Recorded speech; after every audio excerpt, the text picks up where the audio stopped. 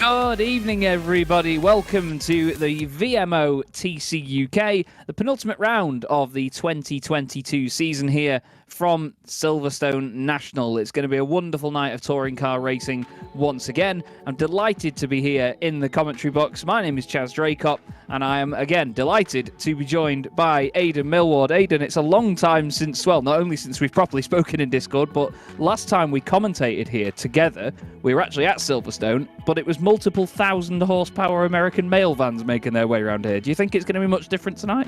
Yeah, it was the Boxmaster GTEs, and then it was like the girlfriends of the drivers racing Clios or something like that. Oh, it was? Yeah, that was probably about a year and a half ago or something like that. So it's absolutely mental how long it's been. But to be back here at Silverstone, commentating on some touring cars, it's going to be an absolute laugh tonight.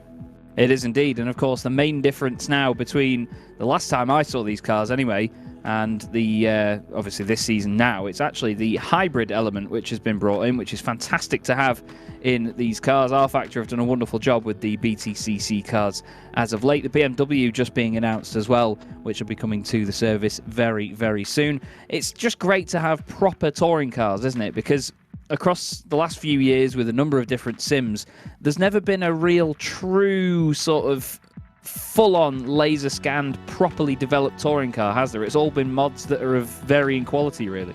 Yeah, I think now with R Factor 2 getting the official BTCC content, and just as a fun stat, it's 25 years since the original Toka game on the PlayStation, so anybody watching that's now feeling old, I do apologise, but I mean, I played that. You must have played that at some point. I know I definitely played Toka 2 and things like that, but to have proper BTCC touring cars in a sim as, okay, it's debatable what's realistic and what's not. I mean, I've never driven one, so I can't comment on how realistic they are, but we've got proper licensed BTCC cars in a sim, and everybody I know who's driven them has said, these things are amazing, how can we watch? And it's just not, it's one of those things that we're just keeping in Britain that we're not letting out there. Like V8 supercars are shown around the world, NASCAR shown around the world, DTM was shown around the world when it was the older cars, but BTCC is still very much a British thing. So getting out there, maybe one day it will become what it was in the 90s again.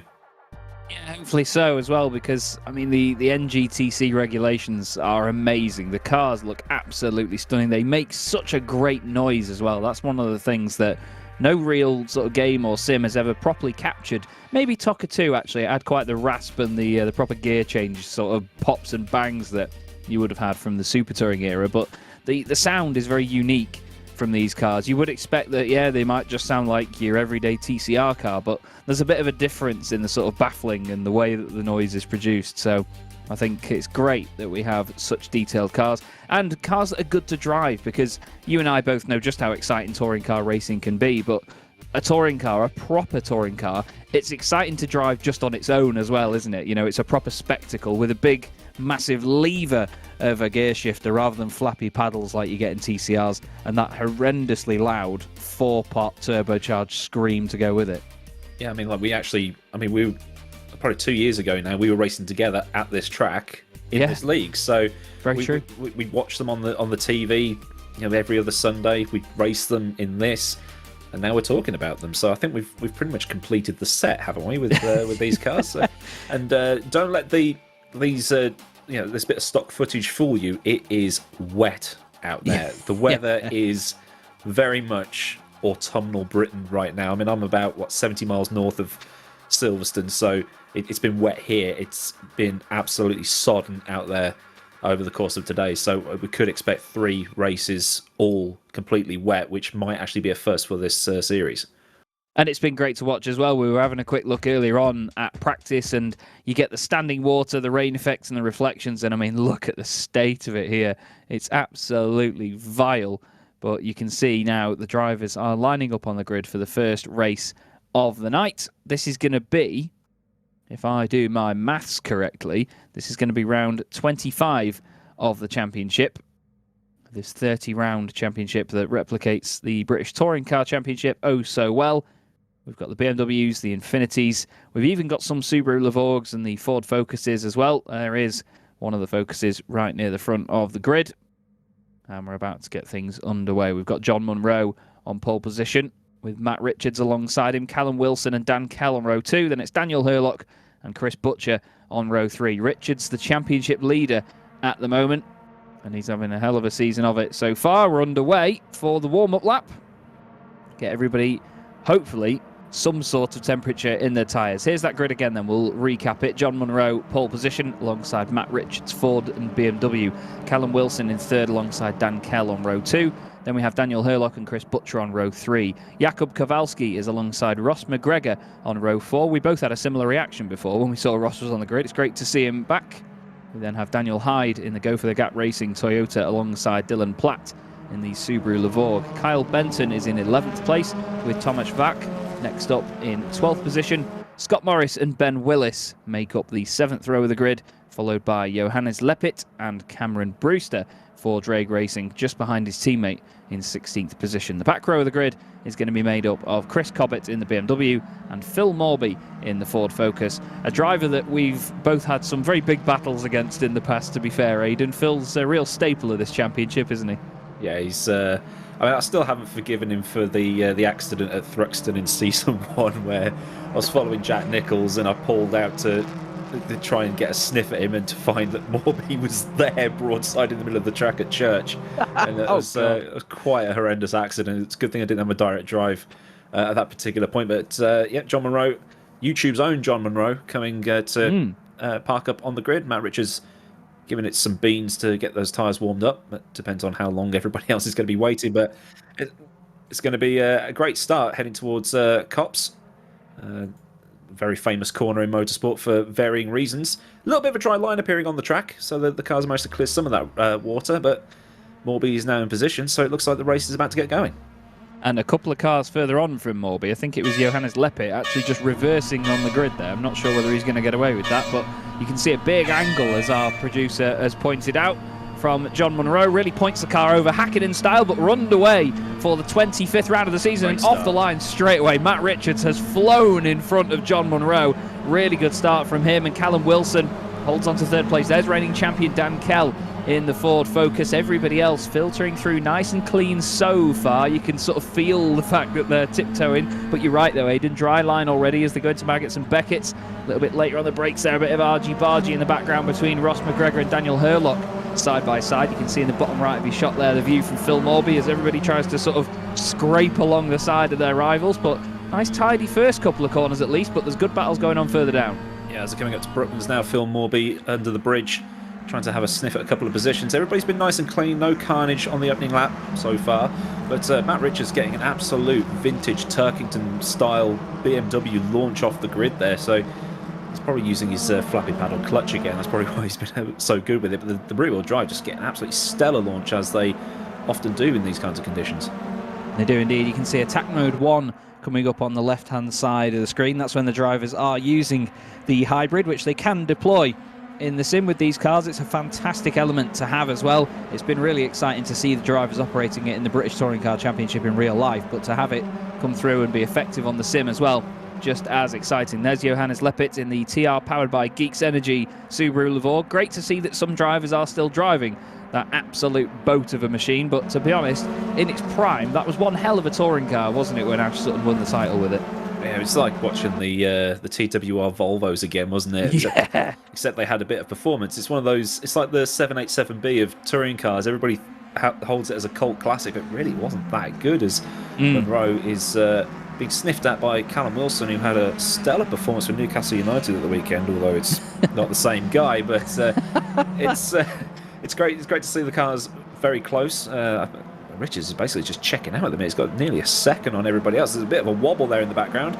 It's Dylan Platt in his Subaru, painted like an energy drinks can, that, isn't it? That's a brilliant looking livery. That's the Toyota of Dan Hyde in behind him as Richards sets the fastest lap. So he's racking up the points at the minute, is Matt Richards. Point for fastest lap, maybe. Point for leading the race. He's on his way for the title, even though he's actually missed, I think, 5 rounds or 5 races of this season or something like that.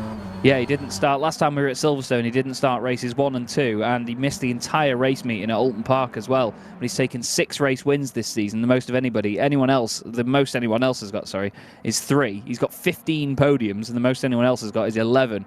He actually won the last race that was shown as well, which was Knock Hill.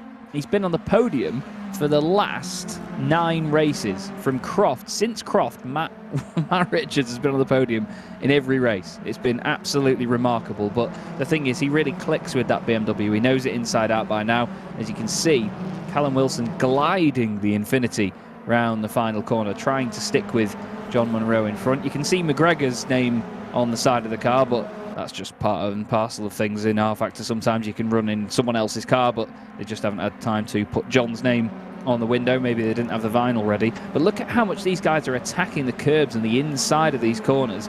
Maybe a little bit on the outside there for Dan Kell, but that's the thing. You've got to push in these conditions. Now there's a drying line. You've got to sort of test the limit of where that grip is, haven't you?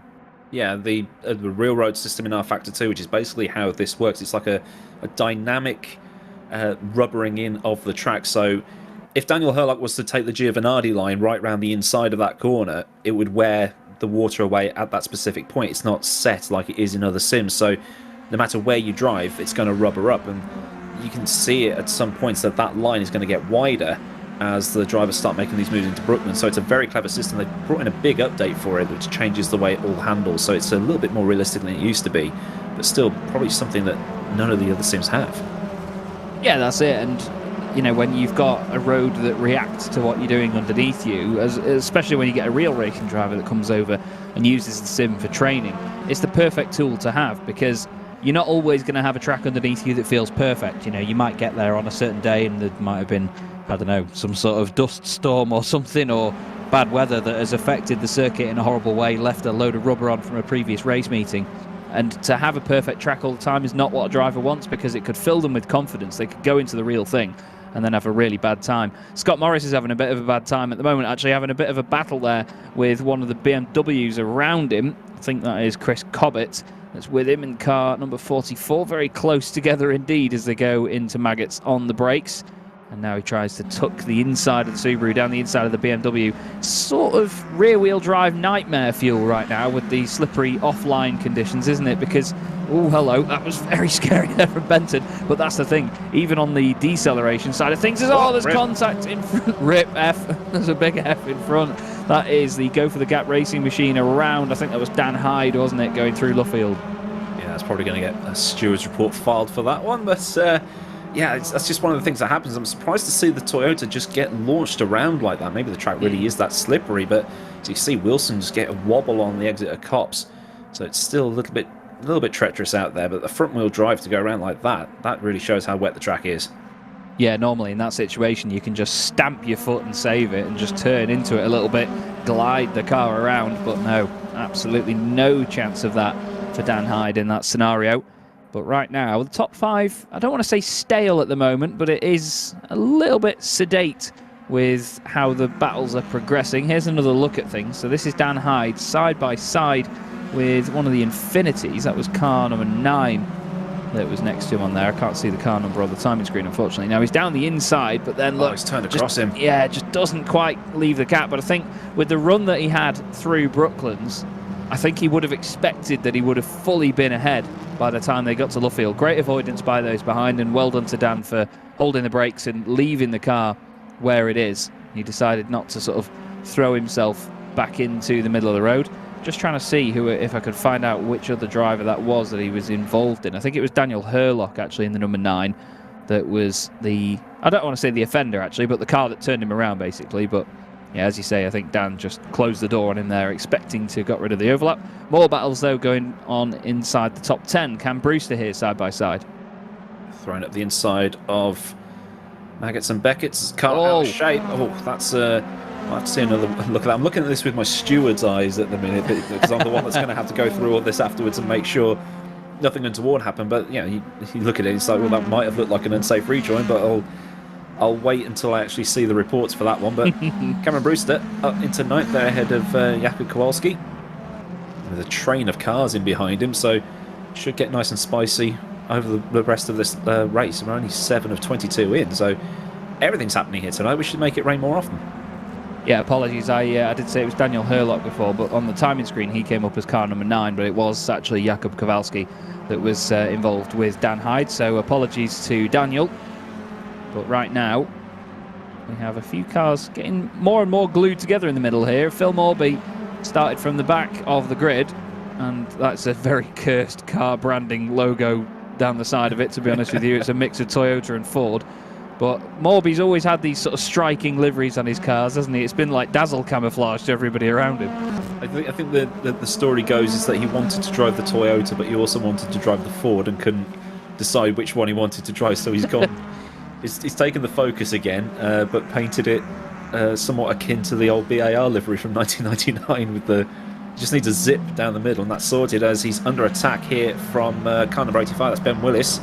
Willis cuts the corner. Nicely on the apex of Brooklands, a car off on the outside. Kowalski. Morby's coming back again, trying not to hit him. Oh, a little bit of contact, but the Infinity still survives. For some reason, when I'm doing the students reports, that turns up as a BMW. I'm not sure how that keeps happening, but Ben Willis has managed to make that work. Yeah, only just as well. He left minimal room down the inside to Phil Morby, but it was very close, lovely touring car racing. But it's great to see that they can have those tiny moments of contact and still get away with it. This is Jakub Kowalski for the Wilsman Racing Machine. Himself. Yeah, he just gets off that dry line, doesn't he, on the way in? Dips that right rear around. Actually, that's a very good shout. Well, he's been around twice already. Because he went round at Maggots and Beckett's not long ago. It was him that was sideways in front of the rest of the field. So maybe he has made an interesting call there. As we look here at Daniel Herlock, there is the actual Daniel Herlock, car number 87 for RSR. And ahead of him is Chris Butcher trying to make progress forward. Chris, of course, a driver that's always one of the front runners in this championship. But right now, he's stuck behind the actual Ross McGregor in the Ford Focus. Yeah, it's the performance has teetered off a bit for Butchie at the minute, the winner of Season 1 in 2020. But he's just not seemed to be near the front lately. Been involved in a couple of accidents, not of his own making, a couple of tracks this season. But yeah, it's usually he's fighting for the win, but right now he's stuck behind Ross McGregor as we look back from the Scotsman. And it looks like Butcher might come under attack from Daniel Herlock in behind as well. So then again, he is carrying a bit of ballast. The cars are carrying ballast depending on where they are in the championship, so that might be holding him back a bit. So in race 2, he'll shed a bit of that, carry a little bit less, then who knows, maybe he will be at the front again. But some drivers just have off days. Whoa, almost went round. And again, is he on dry tyres as well? Well, it's yellow sidewall tyres. So that's the mediums, as Paul de Resta would say. They're brave, these boys, aren't they, if they genuinely are. But yeah, Chris Butcher, he's got 2 race wins and 11 podiums this season. It looks like Herlock's on those tyres, and indeed, behind him as well, you've got Platt on those tyres too. So it really shows you that, you know, these drivers, they had the confidence that it was going to dry out. I mean, compared to what we saw in practice earlier, it is basically a stone dry circuit now in comparison, as Butcher now on the right-hand side of McGregor. McGregor leaves him the space. Dan Kell has actually sort of backed up into these pair now. Butcher gets out of it into Maggots and Beckett's, tries to keep it nice and tidy. It's Dylan Platt that has gone through and overtaken Herlock, but look at the car getting out of shape on the power on the exit, and Butcher's got alongside McGregor now, but while he's on the inside here for Brooklands, Aidan, that's going to put him on the outside for Luffield. This could be a bit of a freebie potentially for Dylan Platt if he gets close enough. Oh, that was nearly contact there. There still might be. There is. Still rubbing. I think he was trying the full John Cleland, Steve Soper from 1992 here with the almost vaulting it on 2 wheels there. But this is the thing with those particular corners, you know, Brooklands, Luffield. There's like 400 different lines you can take through there, so the racing's always brilliant. And there's not that many circuits left where you can do that. Usually it's just one line and that's it, and the racing suffers as people trying to go side by side through cops. Luckily, no 55G impact attempted murders today, as he hit the sawtooths on the exit. They just bottom the car out and spear you off. Shouldn't have a track limits warning for that with the new system involved, so you have to basically give up time if you know you're going off. So it's a little bit more lenient than it was before with the set black and white. You went off track. Here's a warning. As up ahead, that's Callum Wilson attempting a move on John Munro.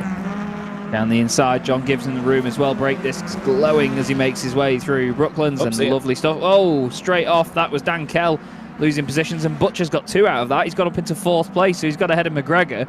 And considering that Chris Butcher, after the little battle that he had before, losing out to Platt and then Herlock, then he mugged the pair of them at Copse. He's now then mugged the 2 Zancho cars as well, and Butcher moves himself up into 4th place, and he's going to be hoping that the guys behind continue to battle. There was a bit of contact there as well. I think Dan Kell potentially, actually no, sorry, it would have been Ross McGregor and Herlock having a bit of a kiss down the start-finish straight, both getting away with it. But Callum Wilson up into 2nd place. Great stuff in the Infinity. He's now going to be hoping to go chasing after race leader Matt Richards. This is the sort of turning point in the race now, though, isn't it, Aidan, where we'll see who's looked after the tyres and, most notably, who's made the right call on the tyres as well, because the wets will be dying off right now. Yeah, the wets typically last a bit longer. There's a little quirk with them that in the right conditions they work probably better than the hards. But with the new tyre model and things like that, they're probably going to start burning out now. It's kind of like that, was it Thruxton a couple of years ago, where it rained halfway through the race, but then it dried out, and then it rained again, and it was like Ash Sutton was on the right tyres in the end, and he just went and blitzed everybody to win the race at the end. So it's part of the strategy involved with this particular racing, because there's only 22 laps. We've just gone over the halfway point, and a pit stop here is just basically just absolute ruins your race. So it's like pick one, and you've just got to like right now it's just cope, and you can see them sort of coming off the line, maybe to just cool the tyres down a little bit as they come towards Copse Corner, where that front left is going to get absolutely mullered. So it just goes, Carl Benton going a little bit off track as Kowalski set the fastest lap time of 1:01.7 here. Yeah, solid lap time indeed by Kowalski. Lovely stuff. He's hoping to make his way back through the order now after dropping right down into 15th position. He's not had the easiest time of it. We saw earlier that, of course, he was having a couple of spins here and there, but you're absolutely right. A driver's coming off the dry line right now to try and keep those tyres cool, and a very active approach there by Kyle Benton as he goes completely Piersbergen style there, the Eastern Creek. Right off the circuit there. I'm not sure Kyle meant to do it quite that aggressively in the BMW, but maybe when he did start to go off the dry line, it spun up the rears and actually lost a bit of traction on the back and sort of threw him sideways, because I don't think he was daft enough to go all the way off on purpose like that. But still, it's intriguing for the drivers further up the order, because there is still a mix of tyres up there as well. I mean, looking at the tyre allocation for this evening, obviously the drivers have to take part with at least the option tyre in one race. We only had 4 drivers really registered to use that during this race, and to be honest with you, they would have just taken the wets instead and maybe not wasted the opportunity, I guess. Yeah, I'm just checking my weather app right now just to see. It says drizzling right now, with drizzle for the next hour, so the track's going to remain moderately damp. Next race they probably might get away with using the with a drier compound of tyres, but like you say, they have to use a specific set, or they have to nominate a tyre to use as the option in one particular race, and there's rules regarding how wet the track needs to be before you can use the wets, to avoid people using that little loophole with the dry type performances. Dylan Platt trying a move here on that will be Chris Butcher ahead, so it looks like Butcher under attack again. Might lose a position within the next couple of laps as Dylan Platt's going to send it up the inside. A little bit of contact as they come up to Brooklands. Vauxhall gets a little bit out of shape, and Dylan Platt maybe around the outside. No, he's not got the drive, but he's going to have another attack into Brooklands, I think, at the end of this little straight here. Yeah, it was a bit of an interesting one, that, because Dylan did put the car down the inside, and I think Butcher was just really determined to stay on the dry line and not lose that traction on the brakes into Maggots and Beckett's. We've got the 2 Sancho Focuses stuck together here. This is Dan Kell behind Ross McGregor. These two currently running in 7th and 8th position now, and they were inside the top 5 earlier on, but have lost a couple of places in the long run. Dan Herlock is apparently in 2nd place at the moment. He is flying up the order because of that tyre choice. He's suddenly come alive here, actually, Aidan. I can't believe that he's got under the radar in doing this, but the boy's flying, absolutely flying at the moment. He's a good 1.3 seconds quicker than everyone else. Willis is now going fast as well, 1:07. That's another second, sorry, half second, quicker than Herlock. So the drivers that were on the dries, they're suddenly coming flying back through now. It's like Brands Hatch, what, 2018 was it, feature race? Not, I say feature race, the third race. There was one in the wet. Yeah. It's going back to that Thruxton thing. It's like later on in the race, everyone's on the right side. But that track is looking a lot drier now. So the likes of Richards and those who picked the wet tyres at the start of the race, they've lost the lottery here because the performance is now going to be dropping right off. Carl Benton's out of the race. I did see him in the pit lane earlier. Here's Daniel Hurlock on the mediums. There's someone else back there. It'll be Callum Wilson. He was on the dries as well, I believe, on the hards. So Matt Richards is getting the hurry up, and it looks like Daniel Hurlock might actually take the lead of this race with about 4 laps remaining.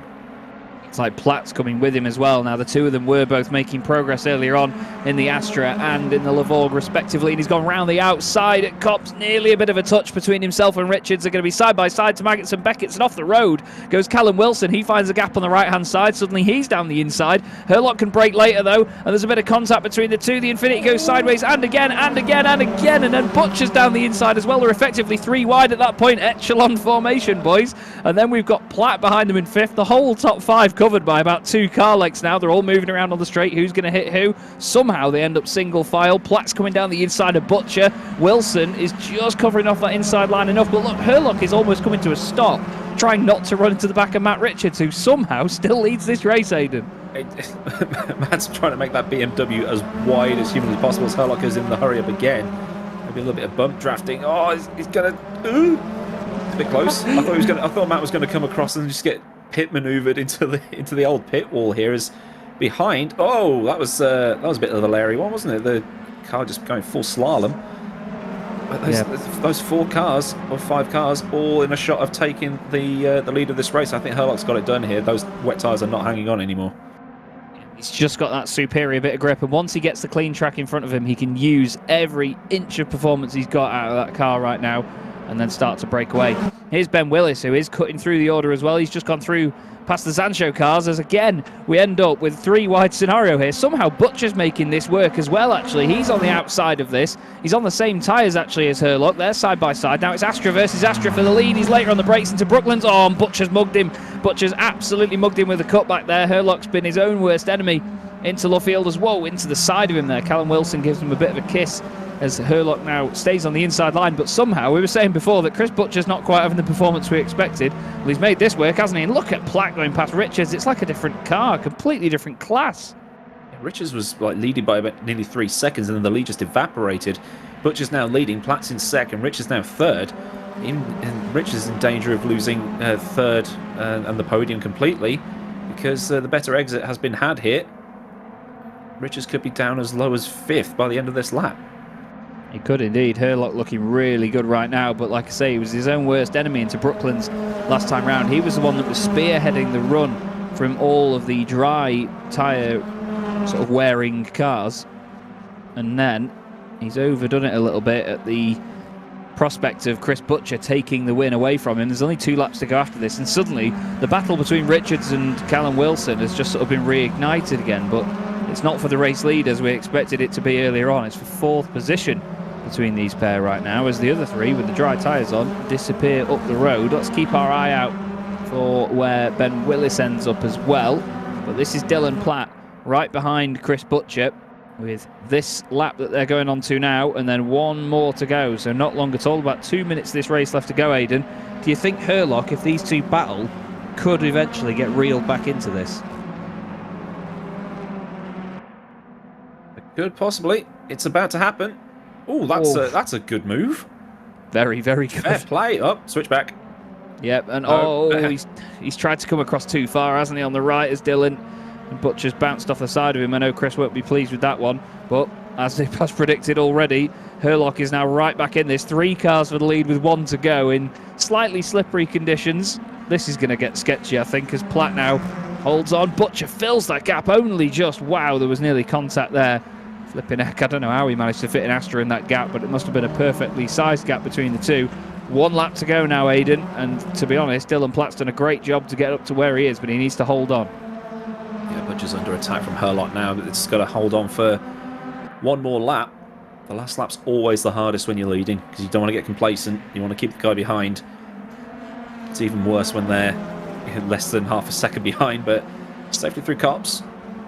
probably not got the best run out as Ben Willis is trying to overtake Wilson now and trying to take Richards at the same time. Those wets are dead. So Richards is going to start sliding down, but at least Matt will have less weight for race 2. So dry tyres, less weight, probably back at the front again. Oh, almost. Close.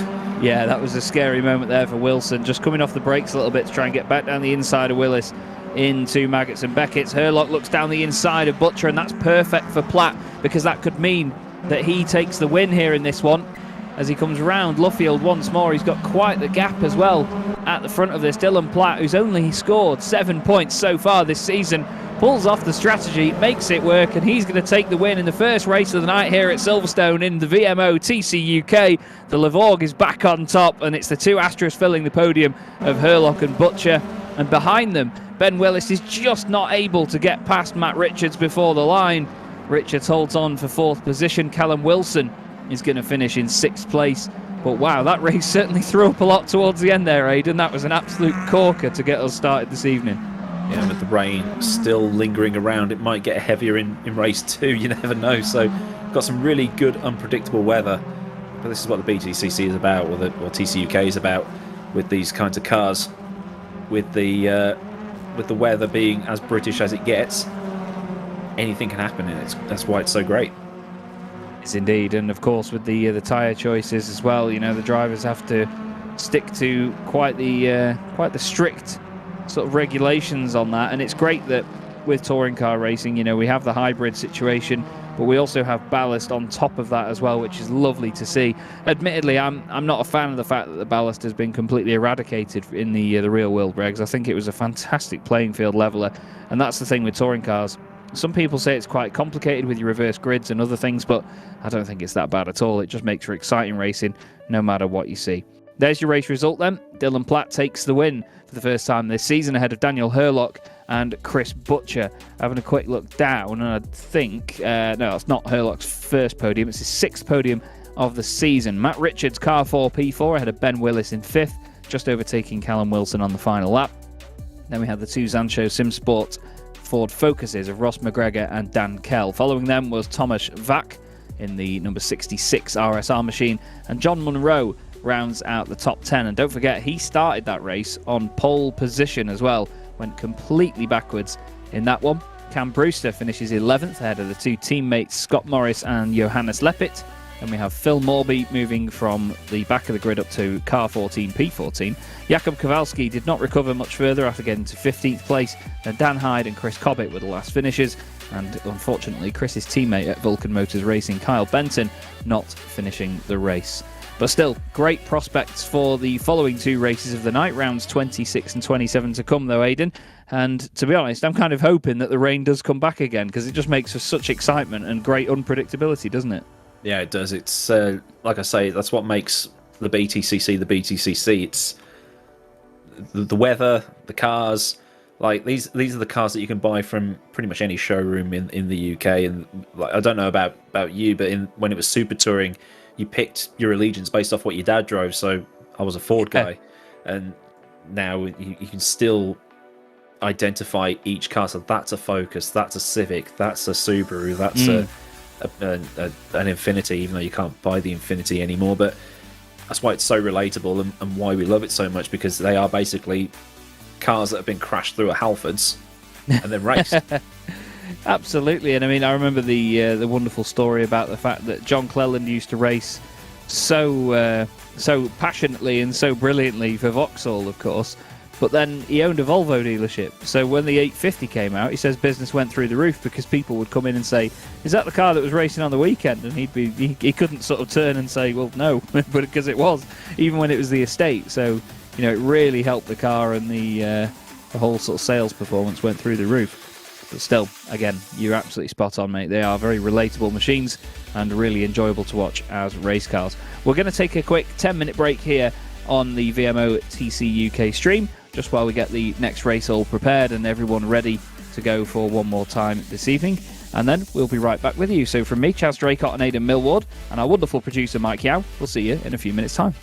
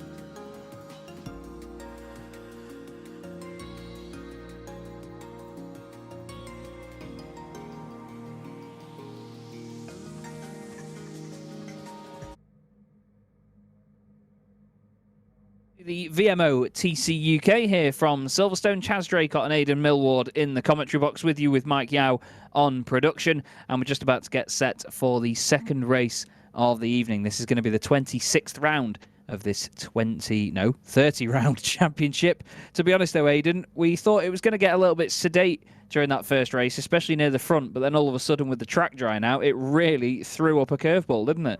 Yeah, track evolution's probably my favourite bit of R-Factor 2, with the dynamic racing line and how the weather can dry out over the course of a race depending on where you've driven the car.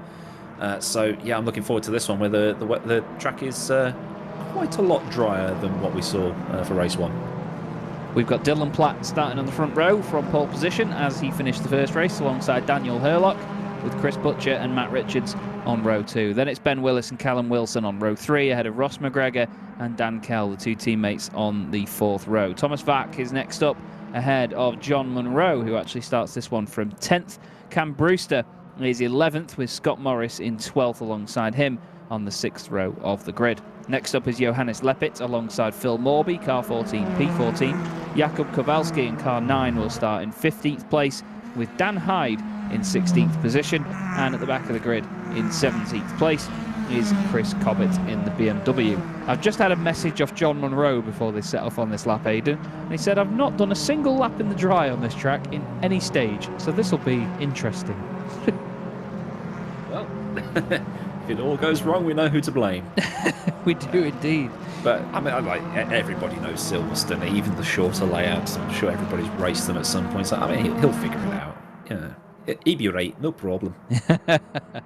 He will indeed. I was once told, actually, I was commentating on a British Supercarts event around here at Silverstone National in the real world, and apparently in the 1997 British Grand Prix, they were supported by the Supercarts. One of them went round Copse faster than Villeneuve did in his Williams, which scares the living daylights out of me. Yeah, Copse was a lot tighter back then, so they actually had to brake and shift into it. It was like a 4th gear corner at that point, but yeah, race about to start. Can't wait for this one. They're underway, a little bit tentative by the look of it. Fantastic start, though, from the right-hand side of the grid by Hurlock, and then Butcher goes from left to left again, and unbelievably, Platt just goes backwards off the start. Matt Richards gets a good getaway as well, goes straight up into 3rd position. A little bit further back, we've got Willis trying to defend from McGregor. That is for his 5th position and 6th position. They're side by side as they're going to Maggots and Beckett's. McGregor down the inside in the Zanshow Ford. He's just trying to hope that Willis runs a little bit wide there in the Infinity. Looked like there was a car running quite wide on the exit there. Now, let's not forget they have hybrid availability in the very first lap of this race as well. We don't have to wait for it to be activated like you do in the real world BTCC. So straight away they can attack, as is the mode on the car. But a bit of argy-bargy going on here, but again, a tidy first lap so far. I had to say it, there's a car off in the background, Aidan, one of the Astras. Yeah, a little bit of door rubbing. I mean, like, again, watching this with my steward's eyeballs as well as my commentator's eyeballs, it's hard to separate, you know, work from fun here. But we've got Matt Richards making a look into the outside of turn 1 here. Can he absolutely mug Chris Butcher around the outside? It's going to be a great move if he can pull it off. A little bit of argy-bargy by the look of it, runs in wide. He's going to move over, is he? Oh, the kissing wing mirrors as they come down to Beckett's. That BMW's got some great poke, though, in the long run, hasn't it? He's actually alongside Hurlock, around the outside into Maggots and Beckett's. Oh, Butcher down the inside. That's lovely stuff. 3 wide on the exit, Aidan. Now it's a big drag race. I think Richards might have the better run here, having the longer run around the outside to build up the power. He's going to have the inside for Brooklands. Matt Richards could be back in front of this motor race. And he definitely is. So he should be able to get the virtual pedal to the virtual metal and start to pull away in the way that he hoped he would have done in race 1. But like I was saying earlier, a bit of door rubbing. It's to be expected in these cars. If it gets a bit too aggressive, then you're going to start issuing warnings and things like that. But still, driving standards have been absolutely brilliant today. Yeah, they've been really good so far, nice and tidy, especially on such a sort of short, quick-fire circuit as this as well. You expect, because we have so many laps, that the drivers take that into consideration and think, maybe I'm going to send it a little bit here in the opening stages. But no, not quite the case this time around. Chris Butcher, 2nd place right now, but you can already see that gap opening up to Matt Richards in front of him, Hurlock 3rd, then it's Platt and Willis in 4th and 5th. Behind them we have McGregor, Kell, Munro, Wilson and Brewster rounding out the top 10. And to be honest, there's not a massive amount of battling going on right now in the top 5. They're just sort of eyeing each other up as well. Butcher eyes up the handbrake there, gets very sideways with the rear end through Brooklands, and that shows you that there's still a little bit of slippery surface just slightly offline through there, so they still have to be a little bit tentative, don't they? Yeah, I think it is actually still just very, very light rain out there. The R Factor 2's removed the wet percentage indicator that you get, like percentage wet online, percentage wet offline. So now you have to do it by feel like you would do in the real world, which is, again, one of my favourite updates that's come recently, because anything that messes with esport teams' spreadsheets is a win. So they're basically driving with feel, so it really is about the driver's skill right now, as well as setups and things like it. With these sims, you can mess around with the setup and break the system in a little way. But Matt Richards starting to pull away. He's got nearly a second on Butcher. Butcher basically having a trolley train at the minute with everybody else in behind him, so he might be coming under attack once again. But still had some brilliant racing, and hopefully it continues for all 3 races. Got Platt starting to slightly close in on Herlock as well. The Lavorg is getting closer and closer to the back of the Astra, but you're absolutely right. If you've got any sort of advantage by the fact that you get a definite percentage of how much of the circuit is wet and how much is dry, it's not realistic in my eyes. And it brings me back to a story a while ago about during another sim with the Indy 500 that it was simulating. Drivers were complaining that other drivers were getting a bit of cloud cover on their laps and they weren't. But that's just the weather. You can't control the weather. They were demanding fixed weather, so everybody got exactly the same temperature on track at all times, and it didn't change. But you can't do that in the real world, so why, if you want to replicate it that well, don't do it in the sim either. I think it's great that we have the cloud cover and everything. It changes realistically now. We've got gorgeous day-night cycles. We've got weather that gets progressively worse. It doesn't just suddenly switch on and rain. The circuit doesn't suddenly dry out. It's all progressive and very realistic, and I think, to be honest, some people like the fact that sometimes you can mess with that and get exact figures and have everything right all the time. But for me, I'd rather it be a bigger challenge to these drivers, and in a bit of a sadistic way, maybe watch them struggle a little bit. Well, saying that, Butcher had quite the snap going through Brooklands there, and almost messed up Luffield as well. So maybe feeling a little bit of the pressure from Herlock and Platt there, but they're going to maybe put in an attack very soon. It looks like that Platt's trying to have a sniff into Maggots and Beckers. Behind them, the Zancho's trying to mug one of the drag racing cars. But we're still watching this little battle here. As you can see, the Lavorg just sniffing and slithering, trying to get something. Maybe see one hell of a send into Brooklands on this lap. Keeping our eye now on how the car behaves, and it's just when it grabs the brake a little bit, isn't it? He seems to be a lot smoother that time round. There's a bit of a Zancho train going on in the background. The focus is all over one of the BMWs, which is Ben Willis in 7th position, and Callum Wilson in this as well in the Infinity. And apologies, yeah, it's not the BMW Ben Willis. I'm so used to seeing him in a BMW. It's actually the Infinity. Monroe's out. He's in, and John Monroe has disconnected from the race apparently. Oh heck. Well, that's what we say is like a simulated engine failure technically, isn't it really? And it's such a shame for John. Such a shame. And this is the thing, it can often come out of the blue, can't it? Absolutely out of the blue, out of nowhere. But so can an engine failure, I guess. Yeah, it's he's not had the best of luck this season. Theoretically, it's one of his 2 3 home races of the season. The 2 Silverstone rounds, because he lives in the Toaster area. That's not how you overtake. It's the other sim you use to do the grass mowing. Yes. And that probably need to get another look at that one. But yeah, the Knockhill and the 2 Silverstone rounds being his home races, so it's not great for him that he's having these issues. But like you say, some drivers have bad luck all season. I think Nico Rosberg 2015 just couldn't catch a break that season, just absolutely dominated. So he's probably having just one of those seasons really, as Herlock tries to avoid upsetting the track limit gods there. But soaking up pressure well. Sorry. Yeah, it looks like it has. Yeah, he's just put in the Discord as well that he's been disconnected. It's not like his internet's gone or anything, but he's apparently been sort of thrown out of the server by a connection issue, unfortunately. So hopefully that doesn't affect anything further. But I'm afraid it's just racing at this point, and that's esports as well. It's what happens is behind there, Platt and McGregor side by side. Platt throws the Subaru down the inside. Very, very close indeed. You mentioned the toaster area earlier, actually, Aidan. I just call it the kitchen, to be honest with you, but I do spend a lot of time there. But yeah, we've got another great display here of cars that are very different. We've got rear-wheel drive long boy versus sort of short front-wheel drive chunky boy fighting each other as the two Infinities swap position. That is Cam Brewster going past Ben Willis, is it not?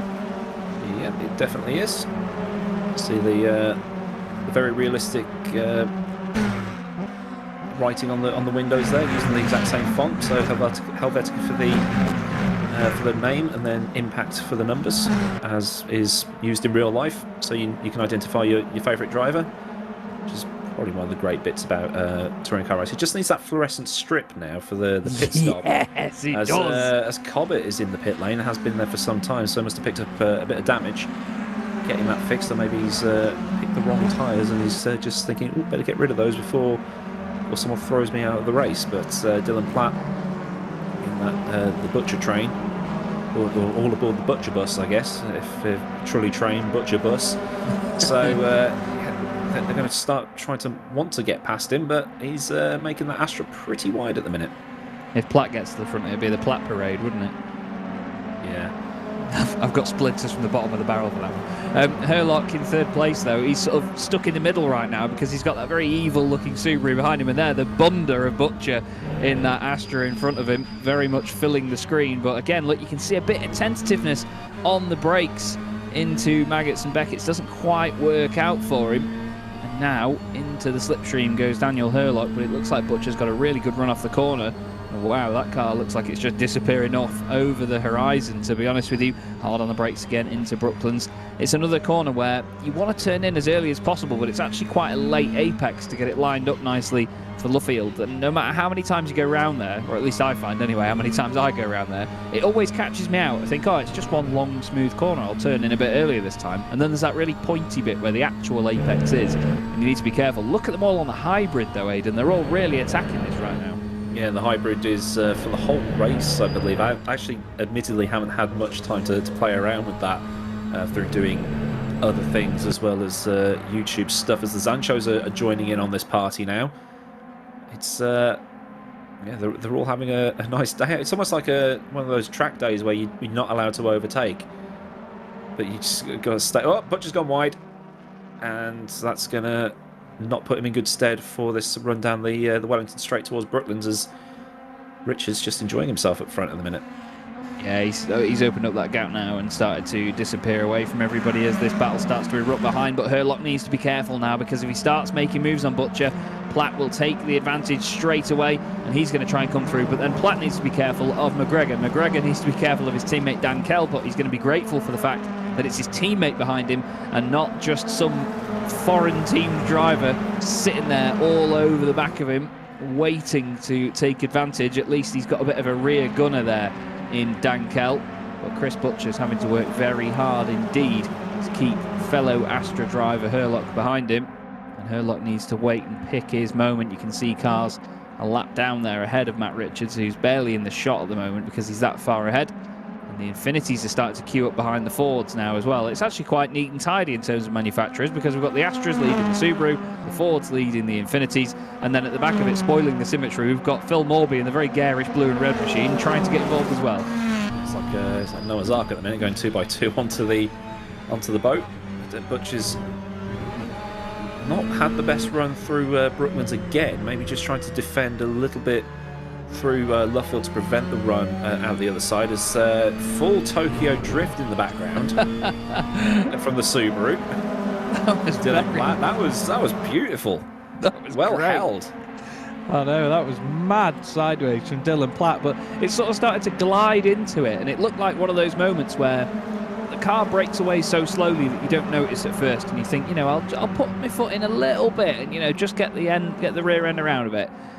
But it just kept going and going and going, and then it got to a point he held it, and then suddenly it looked like he got a really good punch out of the corner as the traction was suddenly laid down into the road. So hats off to Dylan Platt. He really, really sorted that out nicely, but he started to lose a little bit of ground there as he actually comes out of Maggots. And, well, to be honest, we've got Herlock all over the back of Butcher again, but I must say, he's not really proactively defending like mad here, Chris Butcher, but he's just putting the car in the right place at the right time. He may not be as quick as the guys behind, clearly, but he's doing the right job, isn't he? And he's still sat there and staying ahead of them, and that's the main thing. He's fast enough in the right spots. Yeah. Which, covering off Brooklands and Luffield is probably where he's going to get nailed on the exit or whatever. So he's keeping it nice and tidy, not defending too overly aggressively as we've seen at other rounds this season. Just for reference, that lapped car we saw, that's Cobbett, who's been in the pit lane. He also picked up a penalty, which I assume was for speeding in the pit lane, because he got it just as he was coming out. So it's not been a good race for Cobbett, but with 15 cars in the race, he's guaranteed to score at least 1 point just for finishing. So it's not all bad, but Butcher is losing a lot of time. That gap is now 3.5 to Richards up front, as Brewster and Wilson fighting into Brooklands here. Infinity Nothing's going to work out here, but still Chris Butcher. That gap now 4 seconds, so he's losing about half a second or so. So Butcher's not having a good time out there, as it looks to be a move happening between Platt and Herlock. Yeah, Platt just got his nose down the inside, but Herlock carried the speed around the outside of Woodcote and managed to stay just in front of him, just about getting rid of the overlap. But Platt's trying it again, and now the Zanshow focuses are ganging up on him as well. McGregor goes through on the left-hand side before they even get into Beckett's. He's hard on the brakes. He's got the Subaru bashing into the back of that Ford, but he's through. Really good opportunistic stuff by Ross McGregor. Goes up into 4th place, and now he's going to try and make a move on these 2 Astras ahead of him. He's thinking, right, you've had long enough now, Dylan, to try and get this done, mate. Watch this. This is how you do it. And really watch this. Throws it down the inside of Herlock. It wasn't too late to annoy anybody, really, but that was a very sudden move, and he's done it. Oh, no, but he's come back across the front of Herlock. Herlock slides the Astra down the inside. That's a penalty. That's a bump and run. He just had that tiny little touch, didn't he, that's unsettled him there, but now all of a sudden he finds himself back in it. Dan Kell's boxed in on the inside. Callum Wilson's there trying to go around the outside. Do they all know they're 3 wide? Callum's got to back out of it, get back on the circuit. Suddenly the Zanshow cars are side by side. Kell's on the inside of McGregor. They nearly lean on each other. And wow, somehow they've, well, not quite sorted it all out, because Wilson and Platt are now slapping into the side of each other. Meanwhile, Chris Butcher's probably breathed a hefty sigh of relief, because all of that's just given him a little bit more. But even then, that gap is still going up by about half a second per lap. So Butcher's not having a good time out there. He's managed to pull just a little bit, maybe about half a second, as McGregor's now ahead of Herlock for round 2 into Brooklands.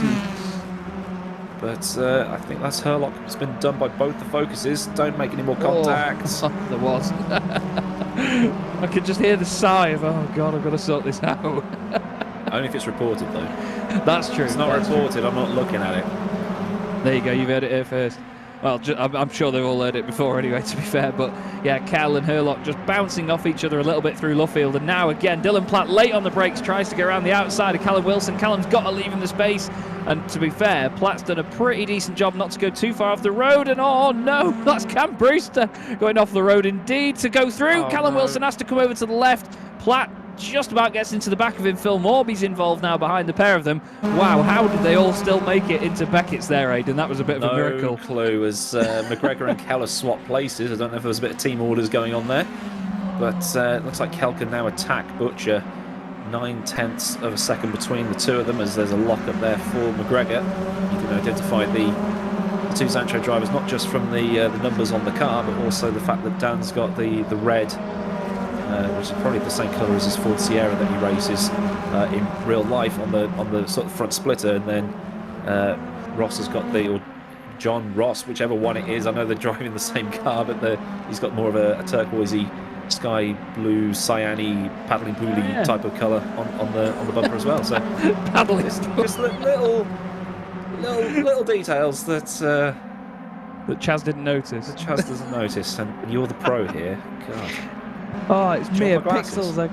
Yeah, please. Honestly, I'm leaning forward into the screen now to try and notice. This is a fantastic train of cars we've got going on here, though, behind it all. We've got McGregor, Brewster, Herlock, Wilson, Platt, and then Morby. And then even behind Morby as well, we've got Ben Willis. Johannes Lepit's just moved up ahead of Jakub Kowalski. Everybody's fanning out and trying to get one over on each other down the straight as, nearly contact between Wilson and Herlock, as down the inside of Platt has gone Morby. I think Platt might have overdone it on the tyres in the early stages here, Aidan, and killed them off because he suddenly got no pace compared to the rapid machine that he had underneath him before. Yeah, and just look at that. Kel's just mugged Butcher into Cop's corner. That gap just disintegrated. He's in front before the corner, so tyres destroyed probably on that Vauxhall. But all through the grid, there is something going on. This is the best part. Something's going on as Herlock is going to pick up a cheeky track limit infringement for that little run off there. You're absolutely right there. There is always something going on in this sort of racing, and that's the beauty of it. You know, you've got different cars with different capabilities and positives and negatives about them. But you've also got the different tyre choices and drivers that manage them all in different ways as well, in changing conditions. There's so many variables. It's wonderful to see as Brewster throws it up the inside of McGregor in the focus there. There's a bit of contact between Morby and Wilson behind as well. Wilson got a lot of understeer on the way into the corner, just sort of drifted wide into the side of the focus. But Morby's been constantly moving forward over the course of this race meet, and it's going to be great to see if he gets a reverse grid pole out of this, because it's anywhere, I believe, from 6th to 12th, is it not? It is correct. Can get reversed. So Morby's right in the thick of it there, so he'll get a decent position either way, unless it's only 6th or 7th at the moment, so chances are in his favour. Callum Wilson now onto lap 20, just watching Herlock behind try and stick with Brewster and McGregor, who are having a fantastic ding-dong. And now we've got lap traffic in the mix as well, as Chris Cobbett has started to be lapped by the top 3 as Herlock nearly into the back of McGregor. Brewster goes through and the train gets even longer. Yeah, the battle's helping Butcher, so Butcher might still hold on to 3rd. 2 seconds between him and Brewster at the minute. But yeah, Chris Cobbett's going to have to get out of the way. He will get the notifications of blue flags. It's actually quite rare that we do see lapped cars like this. He's not having fun, but he's still plugging on and finishing, doesn't rage quit, so fair play to him for that. Yeah, very rare that we do see lap traffic in this series, so it's just get out of the way, don't interfere with anybody else. And at least it's happening at Silverstone rather than somewhere like Brands Hatch where there is nowhere to move over. Yeah, that's very true indeed. And yeah, you're absolutely right though, with any sort of online racing series, if you are just circling around at the back on your own, it can get very frustrating, very lonely, and you think, oh, what's the point? But that's exactly it. You can get a point, for finishing in a lot of series when you have a sort of a generous point system. You can even pick up a few, but a lot of the time in championships like this, if you are up there in that top 15, then you are going to at least score points in the long run. And, when you are a bit further down the order, that 1 point can make an even bigger difference than it could at the very top of the championship as well. I mean, we've all seen championships decided on 1, even half a point sometimes, so you have to go and get every single one that you can. We look here at the RSR machine. Very good-looking car, I must say that, Astra, of Daniel Herlock. I really like that livery. He's been right in the thick of it all throughout this race, after starting 2nd on the grid. Still right up there inside the top 10. And nice stuff by Cobbett there to move over to one side, lets the train through. That's really wise stuff as well, as we're already onto the final lap here, Aidan. I can't believe it's come around that quickly already. Yeah, 22 laps, just over a minute a lap-ish. So that adds up to about like the 20 to 25 minutes that we expect from these kinds of races. Bit of a lock up there from the Astra of Herlock. Doesn't slam into the back of the Ford that's in front of him. But now, actually, Brewster's on the back of Butcher, and he's going to take that position. So, no pace from that Astra this evening. I don't know what's going on with Chris today. Brewster's going to be on the outside here. Is he going to either get a cutback or go around the outside into Luffield? No, not quite. He's going to have to try and mug him out of the final corner, but a little bit further up the road, as we expected in race 1, but didn't quite get to see. Matt Richards is going to take his 7th win of the season. Extends his championship lead even further. Fantastic performance. Dan Kell, reigning champion, recovers and makes 2nd place of that one. And then behind him, we've got Butcher taking the podium. We're ahead of Brewster, and then behind him, the massive train that is McGregor, Herlock, Wilson, Morby, Platt, Willis, and then Johannes Lepit is just outside of the top 10. But I tell you what, we have to give a big round of applause to everybody in that big train there, because no matter what happened and no matter how much contact there was and all the shuffling, all of them finished the race and still very close together. That was top-level entertainment, that. Absolutely, which is what we came here to see tonight. For sure. And Scott Morris getting a bit drifty out of Luffield, so something with that Subaru is quite drifty. Absolutely is, yeah. We love the Subaru, and it is a big old boat of a car, but it's still a very potent race car as well, as we saw earlier. And, well, he decides that he's going to get somebody to pay for that sponsor sorting and get some big airtime for the Levorg. More airtime, though, was not really on the menu, actually, there for Matt Richards, but the Aerostream Motorsport machine gets the job done and takes win number 7 this season. Dan Kell, second place in the race, second place in the championship, and he really needs to start reeling Matt in further if he's going to take the fight to him in the last round of the season. Chris Butcher finishes third, another podium for him, well held on ahead of Cam Brewster and just about everybody else, to be fair to Chris. That was a great defensive driving. Ross McGregor finishes in 5th ahead of Daniel Hurlock. In 6th position, Callum Wilson ended up 7th ahead of Phil Morby, who continues to move further up. Let's see what the reverse grid's like for Phil and see if it goes in his favour. Dylan Platt 9th and Ben Willis in 10th. You could have honestly just shuffled that sort of top 10 as many times as you wanted and probably just got a similar result anyway. It was all over the place with all of the battling that was going on throughout that one. 11th place went the way of Johannes Lepit in the other of the... I believe he was in the Subaru, was he not? No, he's in one of the Infinities, isn't he? Anyway, Jakub Kowalski next up. Thomas Vack in 13th position ahead of Scott Morris and Chris Cobbett. And unfortunate disconnections for John Munro and Dan Hyde at the same time, which hopefully we do not see again. But it's a real shame to lose drivers like that through no fault of their own, isn't it? Yes, but like you say, it's the equivalent of a drive shaft blowing or the gearbox failing or running out of... Well, I mean, you can run out of fuel, but like fuel pressure problem, oil pressure problem. It's the closest we get, because none of these sims have that modelled. But I guess you have the wheel disconnect, the disconnect from the server, and all of that stuff. So yeah, it's just one of those things. But he'll be back for race 3. He will indeed, and we are going to get a reverse grid very shortly. I'm going to keep my eye out and see what that is during the break, but I believe we're just going to go for a quick 10-minute interval again before we come back for the 27th and final race of the night. Aidan and I, with Mike Cow on production, will see you very shortly.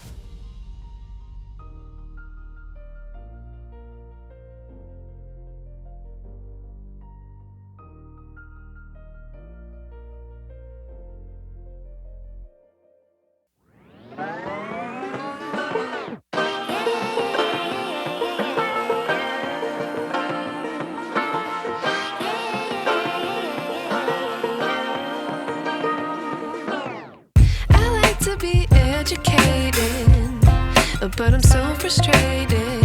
Hello to my loneliness. I guess that ignorance is bliss. Take me back to before I knew. Rewind, take it out of cue. Innocence can be a young man's game. Signed up for the hall of shame. I wish I knew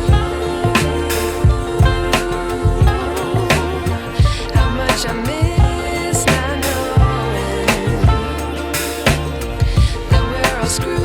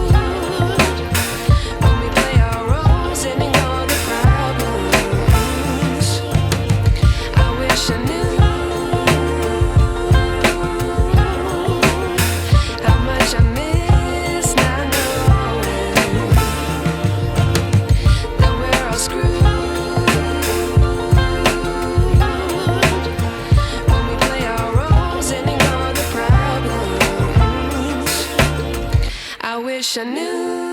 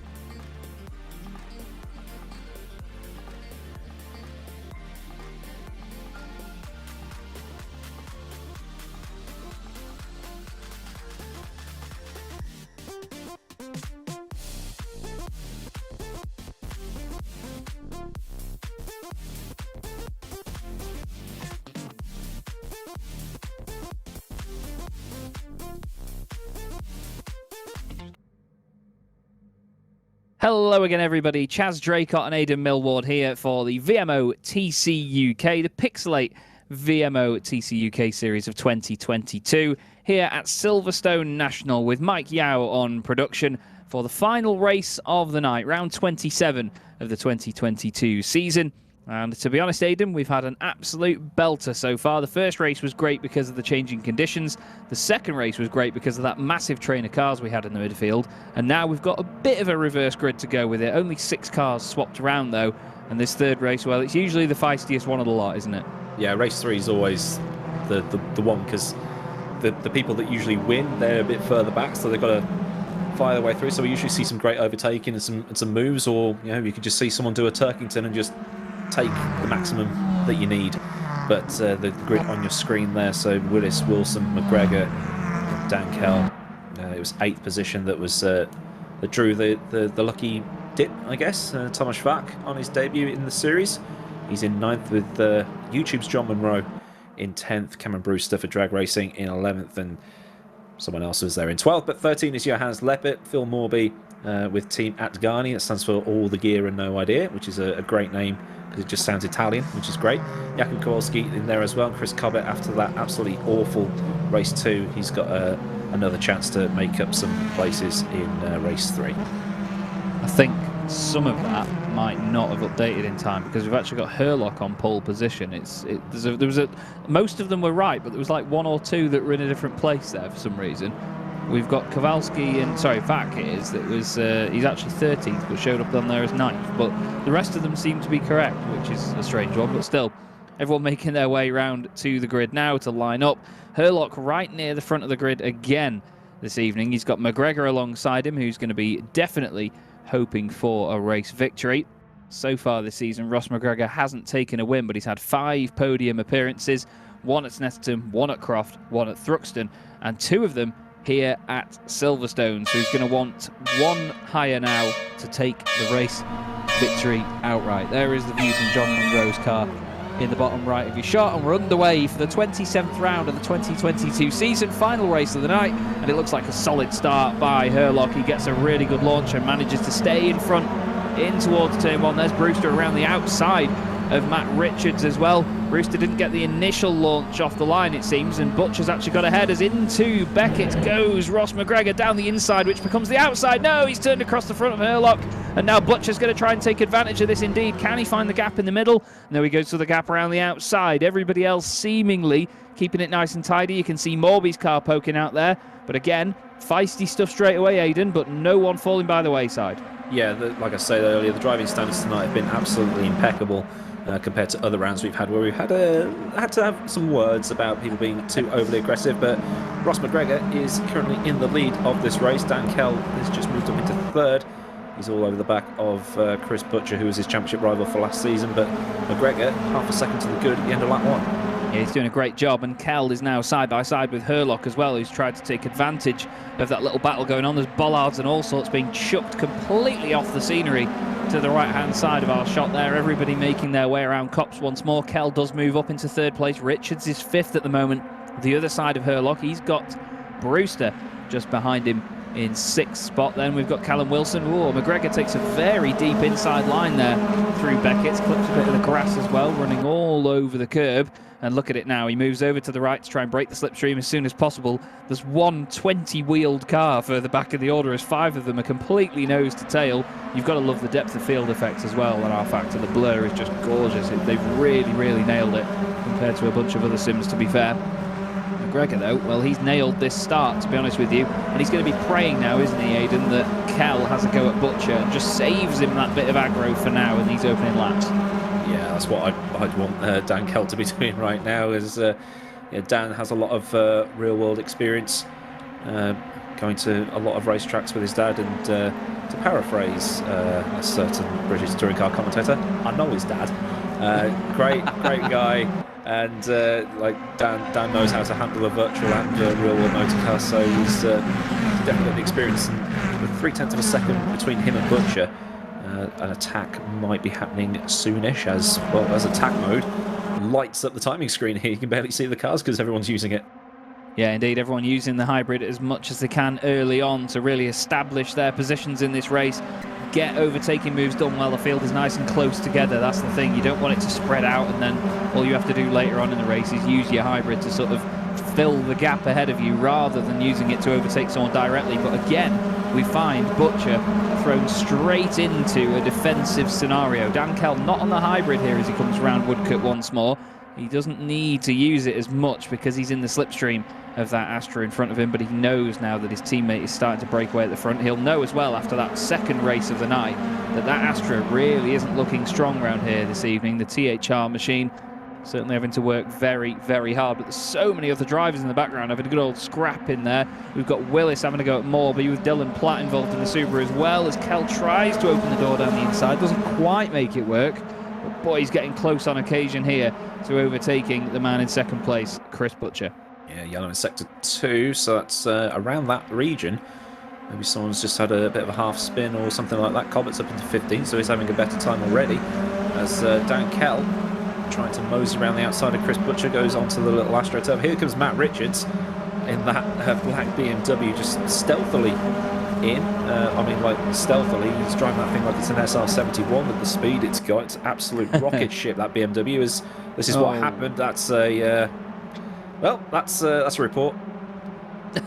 I can see that as Cobbett is out of the race. That's a shame. He is indeed. Yeah, Morris just going past him now on the timing tower up into 16th position. But yeah, Scott Morris getting a bit of a headbutt into Beckett's, and hopefully no headbutting going on here as Kell goes down the inside of Butcher, makes it move. Butcher goes for the cutback though, tries to slot in behind the Focus once more, moves over to the right hand side on the back straight. Matt Richards is going to get a double helping of the slipstream whichever way he wants to go here. Sticks to the left-hand side of the circuit, then moves over to the right. He's going to try and open up Brooklands as much as possible. Puts his nose down the inside of the Astra, and he's there. And, well, there's not much room to fill the gap, but he does it. He just needs to be careful now he doesn't come across the front of Butcher as well. He gets sideways, though, into Luffield, drifts the car all the way around, and that's the sort of noise anybody would be making behind the wheel. And look at how he slots back in there. That was lovely stuff, Aidan. He might not have made the place, but it was stylish. Well, Matt actually does a lot of drifting in Assetto Corsa. He does, yes. He's well suited to that kind of thing. As it's all kicking off in behind. Matt Richards wants another win today. Even with he's carrying like the maximum amount of ballast. Oh wow! And he's fighting that Vauxhall like there's nothing on it. As he's now taking the position. Now Richards and Kell, teammates at Zancho, but they're racing separately this season. Matt's figured something out with that BMW, hasn't he? He really has. I mean, the run that he got out of Cops was unbelievable. And it just seemed like Butcher did not have an answer for him at all. And Matt managed to get rid of the overlap by the time they broke into Beckett. There's Callum Wilson just glancing the back of Herlock's Astra, very close to him. The epic battle that's going on behind is actually the two Drake Racing cars having a good old ding-dong with Platt as well. There's no gap there, Callum. He tries to manufacture one down the inside at least, but Dylan Platt has had these two Drake Racing Infinities all over him. He was ahead of Ben Willis earlier on. He's just got the better of Cam Brewster, and Brewster's actually lost a place in the long run because of that. Munro has come all the way back up from the back of the grid into 10th position. Morby's actually gone down from 8th down to 11th. It's the first race tonight where he's probably up for finish. Well, he's not up for it, but he's going to be finishing lower than where he started because he was right at the back of the field at the start of the night, finished 14th, then he finished 8th. Now, unfortunately, at this point, he's down to 11th again. Probably get it back.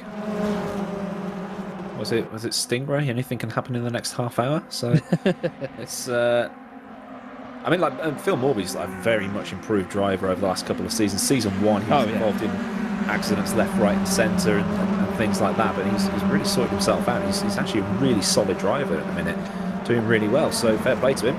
I just wish I could. No. That's a paddling. That's a paddling. Yeah. I saw that, Ben. Well, the thing was there is that Platt was so sideways on the exit of Brooklands, and it was amazing to watch, and they flicked the car the other way. But then Ben put his nose down the inside, but I think Platt was still having a slide, so when the car did eventually straighten out, it was already in front of where Ben was. But yeah, I don't think Ben had the patience for that scenario there.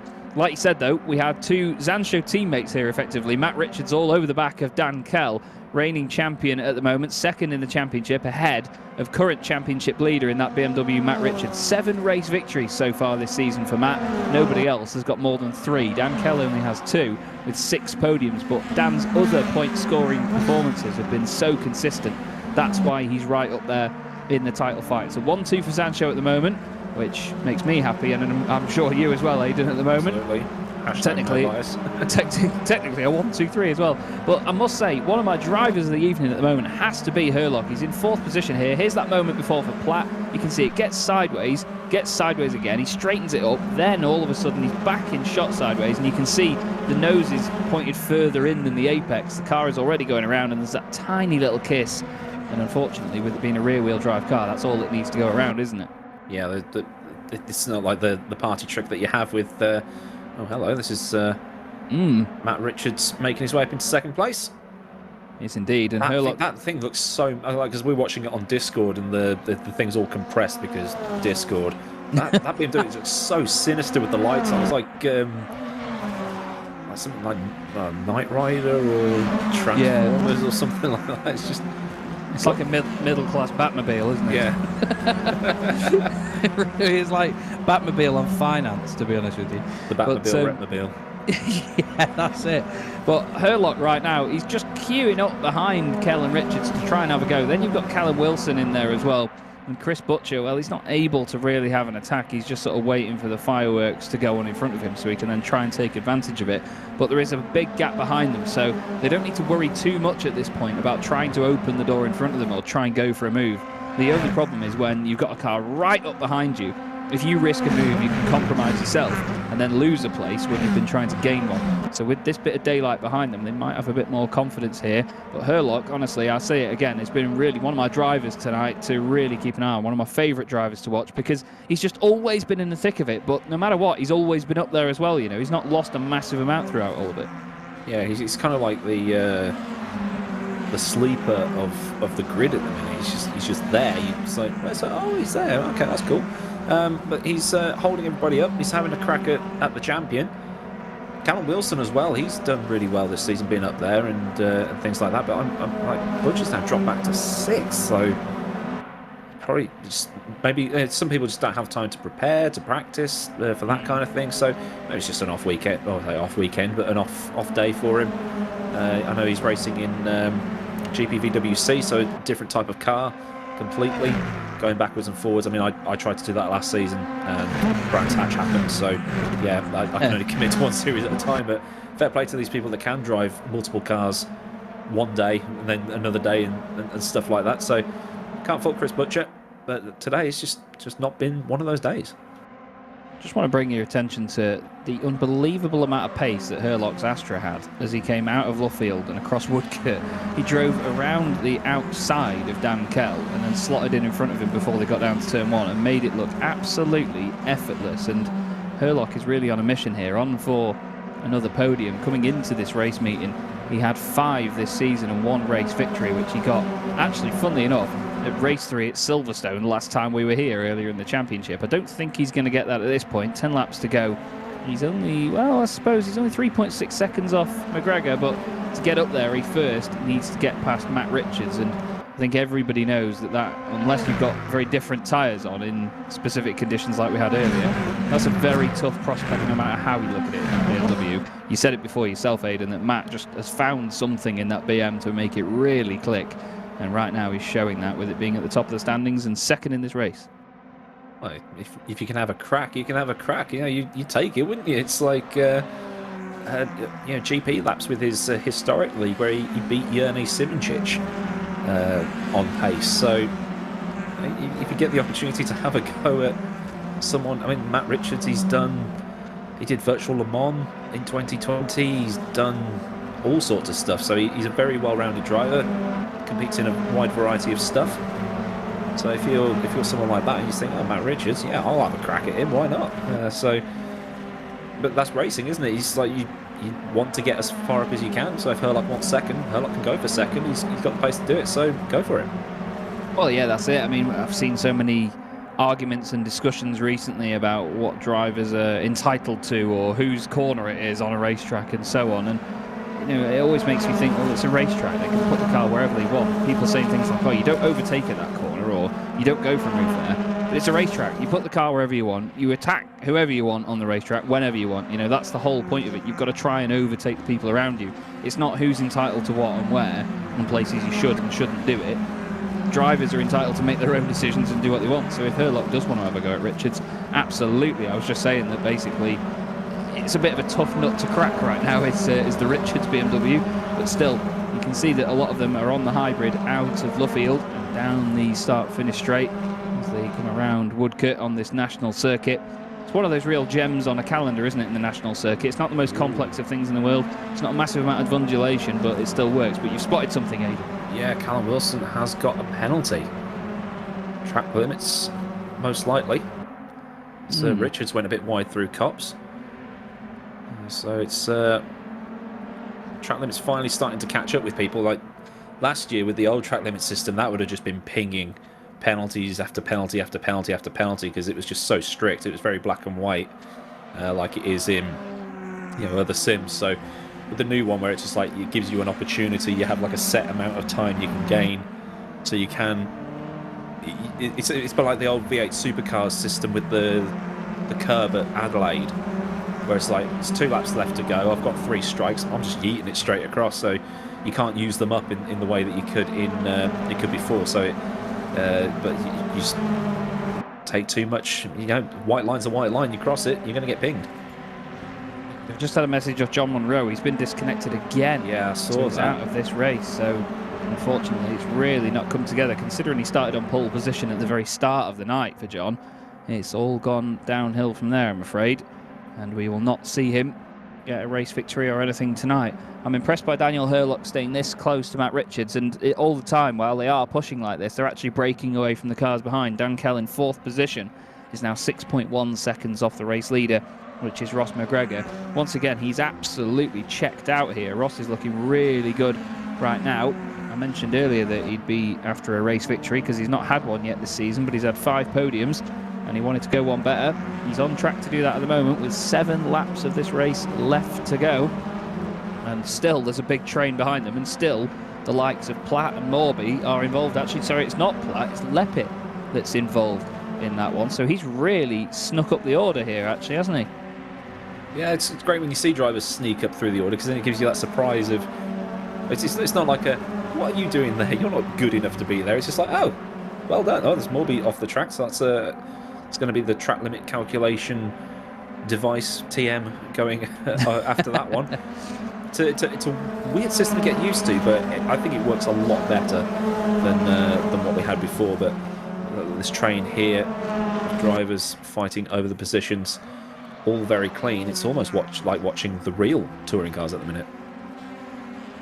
Yeah, and again, this is one thing that we always have to respect about sim racing, is the fact that it can replicate the real world racing so well. If you get the right grid of people together in the right cars in proper, decent conditions, that force people's hands when it comes to their talent in this sort of racing, it does replicate the real thing so well. They call it simulation at the end of the day because it is a simulation of real racing that we get to see. And these guys, we're not copying anything, they're just racing as hard as they can, but it just is so close to the real thing in R-Factor 2. It looks better and better all the time. That's one thing that R-Factor used to get criticised for, the way it looks compared to other sims, but honestly it's always getting better. The sounds are fantastic these days as well, I have to say. These new touring cars really have that rasp about them that they might have been missing before. And this little quartet at the moment is very interesting because it's 4 different manufacturers, 4 different teams, and each of them has their own sort of strengths and weaknesses at different points of the track, don't they? Yeah, it's a weird track, this one, because you go through Maggots and Beckett's and it's fast, and then you're sort of slowing up to turn in, and then you've got Brooklands, which we've talked about before, with the weird apex that it has, and you've got Luffield, which takes about 997 years to get around because it's just so long, especially in these. And I think it's just sliding further and further out every time you do a lap. 5 laps on the board at the minute, and that is one Chris Butcher under attack from one of the drag racing cars that almost loses it on the little sort of sawtooth bit on the exit of the curb there.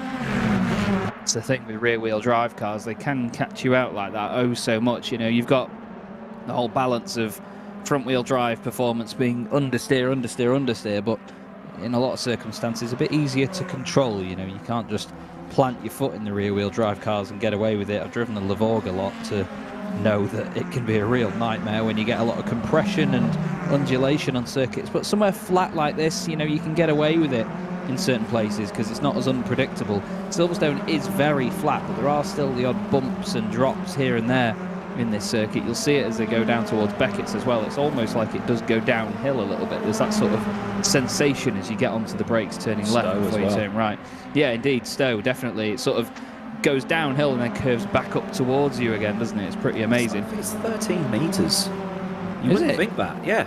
Wow. Thruxton's 10. Oh my God, I didn't even realise it was anything like that. Did you not watch my video the other day? I did not yet. Morby through the middle. Absolutely love that. Brilliant overtake, Morbs. That was brilliant. Amazing. And the funny thing is as well that Willis and Leppit, when they report that back, they'll be like, oh, did you see that red car go past me? Oh no, I thought it was a blue one.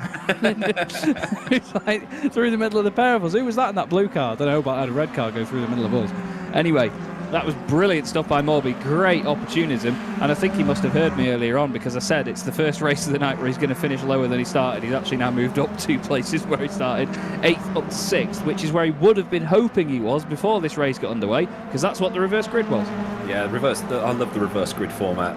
People are like, oh, you shouldn't penalise the faster drivers and things like that, but I think because we criticise top-level open-wheelers, we'll call it, for trying to manipulate things more for entertainment, but touring cars always seems to have that right balance between entertaining the fans, and they turn up in their droves. More people will turn up to a BTCC race than some football grounds on a Saturday afternoon. You've got the actual racing, which is always what people want racing to be: fast and frantic and close, and always something going on. So yeah, I love the whole reverse grid thing, because then it makes the faster drivers work through the field. Show them how quick you are. Absolutely. And, you know, Richards has a big old drifteroo, and Herlock says, thank you very much, mate. That was a wonderful slide by Matt. It didn't do anything for his race chances, and he's still kicking the back end of it out now. The tyres will be red hot on the rear of the BM, but that's all Herlock was waiting for. He was just waiting for that little moment where Matt pushed it a bit too hard, and he's piled the pressure on lap after lap, filled the mirrors with that Astra, and there is the moment. That's exactly what he's waited for, and it's only a couple of laps from the end, and now Dan Kell's going to be in on this as well, and he's going to be a very happy bunny right now, is Herlock. Kell might not be so much, though, because Richards will still lead the championship and still get more points on him, as, Butcher starting to come under pressure here from Willis, who's side-by-side around the outside. Morby's got past him as well, actually. I wonder if that's what's held him up, really, a move or a bit of a battle with Morby. Willis around the outside. I think he's got that done. He has. Wow. Wow. There's just nothing from that Astra, is there? Well, Leppit leapt at the opportunity. Yeah. Hello. Lads. I'm watching. That's it. Big Brother is always watching. That's all above board. That's just touring cars, isn't it? A little bit of rubbing. That is proper rubbing is racing, not slamming the car into another one and going, oh no, rubber's racing, man, rubber's racing. Yeah, rubbing, not headbutting. We're on to the final lap already here, Aidan, actually. McGregor leading Herlock, Richards, Kell, and then Morby now into the top 5. And still all of this shenanigans going on further down the order. It's been a fantastic night of entertaining racing, though. There's always been something going on here. There's not been a moment's silence, has there? It's great. Yeah, that's what it's the best kind of racing, where there's always something going. It's like you see some race broadcast and there's about 40 seconds between the like endurance racing, you'd expect it, but sprint racing like this, you always want them nice and close together. You do indeed, and I'll come on to rose-tinted glasses in a few minutes' time after the racing's done. But round the final corners then comes Ross McGregor to take his first race victory of the season for Zansho Simsport in the Ford Focus. Very well done indeed to Ross. What a great night this has been for Daniel Herlock. Second place, beats Matt Richards on the road. I said it'd be a tough challenge. He just waited for him to crumble. Matt takes another podium though, and that's been another solid night of results for him ahead of Dan Kell, so he extends his championship lead even further. Morby next up in 5th place, and behind him Johannes Lepik, Chris Butcher down in 7th, Ben Willis 8th ahead of Cam Brewster, and Thomas Vack will finish the top 10. We then look again at Scott Morris around the final couple of corners, potentially doing a bit of drifty poos in the Subaru once more. But that does cap off a very, very entertaining night's racing, Aidan. We certainly chose a good one to come back for. We did. We should do that again for the finale, if unless I end up being sort of lobbed in a cupboard somewhere by Mr. Jeffrey, who was supposed to be commentating tonight. Hopefully he's got that car sorted out and the AA has picked it up. But yeah, it's just so good to watch this kind of thing, and I'm sort of getting a bit of FOMO here because I kind of now want to be on that grid doing it. But I think there might be a little bit of a conflict of interests. Just be like, no, I'm going to throw that out. I can punt you off. I'm going to throw that out. I'm the steward. But yeah, it's a great league to watch, and hopefully when all of the content is now in the game for the BTCC stuff, we can get this out on somewhere and really promote it and get it out there and see what kind of thing we can do with touring cars, because they're kind of like the forgotten category in sim racing, because it's always GT3s, isn't it? It's always prototypes. It's always that kind of thing. It's like, this is the best racing you will get online and offline in real life. This is the best racing you'll get. Absolutely is. And funnily enough, and coincidentally, I'm available in 2 weeks' time on the 16th for the finale, so might have to see. But anyway, away from that, we'll look at the race result. Ross McGregor takes the win from Daniel Hurlock and Matt Richards, with Dan Kell finishing in 4th ahead of Phil Morby, Johannes Lepik in 6th, Chris Butcher 7th, Ben Willis 8th, Cam Brewster 9th, and Thomas Vack in 10th place. Then we have Jakub Kowalski, Dan Hyde in 12th ahead of Callum Wilson, who dropped down to 13th in the end, Dylan Platt in 14th, Scott Morris, final finisher, in 15th place, and then John Monroe disconnected and Chris Cobbett out much earlier on.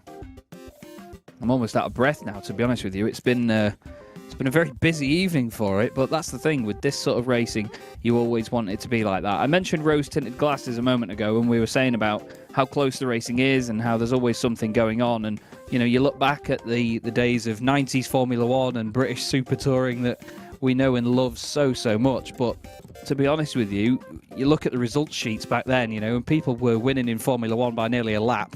And then it was another lap behind second place to third. And even in touring cars, you know, during some of the feature races, we've seen gaps of like nearly 30 seconds from the leader to second place back. So really, when you look at the likes of Formula One and BTCC nowadays, we have to be grateful for the fact that it's so ridiculously close all the time, don't we? Yeah, I think the highlights on Grandstand made it look like it was the punt fest that we know and love of touring cars. But yeah, it's just so much fun to watch on YouTube and here as well, as we have Ross McGregor is here. He is indeed. Ross, I mean, I mentioned earlier, just at the start of that race when the grid was forming, that you've had a few podium finishes this season. You might want to go one better. You've gone and done it now. How do you feel? Yeah, it's pretty good. It's been a while since I've won in this championship, actually, so yeah, it's been long overdue, but it just shows you, like, when you've got a kind of clear track, it's just a case of getting your head down and avoiding all the kind of battling, and the time just comes, and you can look after your tyres as well, so it's pretty crucial. Also, I was on the soft tyres, which helped a lot, but I kind of earned that chance after taking the pain in race 2, so yeah, all good. I was going to say, you didn't have the easiest run of it over the first 2 races this evening. It was certainly elbows out stuff, and you really had to work for every single position. What were the first 2 races like, particularly race 1 with those wet and drying out conditions? Yeah, well, race 1 as a team, we totally messed up. So we took wet tyres at the start, and we weren't like sure if it was going to rain at any point. So yeah, at the start of the race, everything was looking good. We were faster than all the slick runners, and then obviously towards the end of the race, we had no chance. So we just kind of held station. Then race 2 was just a case of try to work our way forward. But I was the first medium tyre finisher, so it's like the best I could have done, I think. I think the soft tyre was just a lot quicker than the medium tyre tonight. So So yeah, I'm actually fairly happy with race 2 and 3. I think I did as much as I could, so yeah, fairly happy all in all. Well, that's exactly what you want from an evening, really. You know, plenty of strong racing. It was very entertaining from up here in the commentary box. Aidan and I have had a right ball with this one. Final round of the season coming up in 2 weeks' time at Brands Hatch. Can we expect to see you on the grid for that one? Yeah, definitely. Yep, hoping to end of the high. I think we may be close to clinching the teams championship now, so not 100% sure about that. But yeah, if not, we'll try and get it at Brands. Well, we hope it goes well for you. Ross, anyone you want to give a quick shout out to while we've got you? A quick shout out to John Munro. Yeah, he needs a hug tonight. He was very unlucky. He's been super quick all season, basically. He's had loads of pole positions, so he's got the pace. He just has like terrible luck in the races. But I think this is a good experience for next season, where I will put 10 of my own Scottish pounds on him winning the championship. Interesting. I'll take you up on that. Excellent. Although it's Scottish pounds, so it's probably worth about 5p to me, but it's all right. Yeah. It's legal tender. At least you expect that. Well, yeah, that's very true. Ross, thanks very much for talking to us, mate, and we'll see you at Brands. Cheers, guys. Cheers. Lovely stuff, though, Aidan. Like I said at the start of the night, you know, Ross and the team were hoping for a lot, and he did go that one better that we expected, so mega stuff. Yeah, it just sucks that John has been rapid, but just had no luck either. He's been fired off, or he's had a disconnect and stuff like that. And actually, the what we think is the driver of the evening has just joined us in the broadcast room. That is Daniel Herlock. Dan, how you doing? Doing well, thank you. And that is rather kind, I will say. Well, you were always there throughout the thing, holding it with the likes of Butcher and Kel and Richard. So basically the three champions we've had this season. So to be able to stick with the rapid guys like that, you might as well take that at the end of the night. Yeah, no, I'll take that. I always go up against Dan and Matt when we have raced in the past quite well. Not really raced Butcher much, but yeah, there's a good result in the end. Win just about eluded me, but good result for us. To be at the front's always a good feeling, isn't it? You'd rather be at the front than at the back. So, I mean, with race one being as it was, with the tyres, did you take the dries or did you take the wets for that one? I was on the dry tyres for that one. Were you just taking the gamble on it drying out? I basically did a bit of running in warm up, saw there was half a dry line, and thought, yeah, good enough. I might as well take That it. was Yeah. it. Yeah, so I think it's probably just stopped raining in real life. Did it rain in the other races as well? Or No, see there's no rain, which a bit unfortunate because I quite enjoyed it. But How do you think you're going to go for Brands Hatch next time out? Brands, it's a pretty decent track for us. We have the setup sorted well in advance now, so should be a solid weekend again, hopefully. That's always good. The season finale might as well end on a high. So, thanks for joining us tonight, and well done for the driving. Great results for you, and hopefully we'll be chatting again after the final races at Brands Hatch next time. It's guys. No problem. All right, we have potentially a couple of other people to join us. We've got a broadcast waiting room, and there's a long queue of people. They're probably all chatting. And YouTube's John Monroe is here. John, you've had a night to forget, I think, with your discos and things like that, especially after having pole position. How much of a downer has that put on your evening? To be honest, nothing at all. I've kind of gotten used to things this season, so it's all a bit of fun, and I've had a good time. The main thing for me with this championship was just to try and do something competitive and get back into the speed of things with the kind of proper league racing. So it's been really good fun. The only expectation for me, or the hope, was that I could at least not let my teammates down and try and help us get a teams championship, and it looks like we have either almost secured that or have actually secured it. I'm not entirely sure. So my job is basically done, and at this point everything's a bonus. But yeah, today did not go to plan, let's just say that. Yeah, but whose call was it to take the wets at the start of race one? Well, this was funny because I was sat there on pole, and I actually said, I was thinking, you know what, it looks like it could be dry because the times were getting too good. So I was sat there ready to click dry, but we were all a bit lazy over at Zancho. So I think someone came up with a suggestion that the rules said we weren't allowed to take wets if the tracks. No, we weren't allowed to take dries if the track was wet. So I was sat there ready to take dries, but I believed my teammates, who I have a lot of trust in. So we all took wets, thinking that was the rule. Obviously, it's the opposite way around. So we all completely screwed ourselves over. But it's every single one of our faults for not reading the rules closely enough. So that was a lesson. If only there was a steward. I know, you could send a DM to right? clarify that. I mean, I think it was him. I can put it on him actually. He was the one who actually said, "No, be careful with this," So I blame Matt. I think Matt should give me his points. Yeah, you can. Well, he's tricked you. That's what he's done. Yeah, well, exactly. Yeah. Well, to be honest, I don't think I'm much of a threat to a maiden. You can take the dries, but it's your fault if you end up in a wall. So it's. Yeah, it's the other way around, using the wets when we've already been through that once this season. But do you think you can probably have a decent time out of Brands Hatch next time out for the finale? We'll see. Yeah, I've had really good I've really quick in qualifying. So I think I've had 4 or 5 poles, and I've had a couple of wins. I think 3 wins in race 1s. But I tend to my night just goes so far downhill after that. So yeah, we'll wait and see. Hopefully a pole position at Brands, maybe a top 3 in the first race, and then anything other than a DNF for the rest of the night will be great. Yeah, it's always good to finish a race. When you say you're used to it, that's kind of that happens a bit too much. So hopefully it all works out for you in the end, and you have a strong end to your season.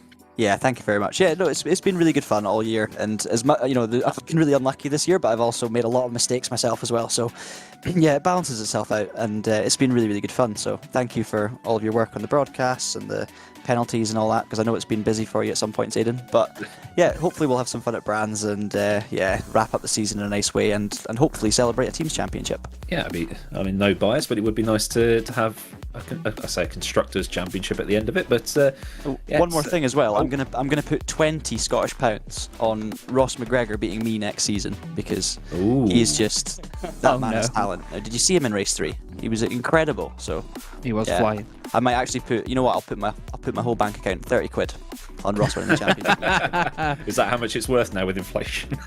Well, it's dropping by the minute. We'll reassess tomorrow. Okay. Yep. Thanks for joining us, and hopefully you have a better time at Brands. Yeah. Cheers, guys. No worries. Oh. Well, 30 quid. I'll take that. 30 quid. It's a pizza, isn't it? A decent pizza. Well, what is half of one from Domino's, but still. Yeah, true.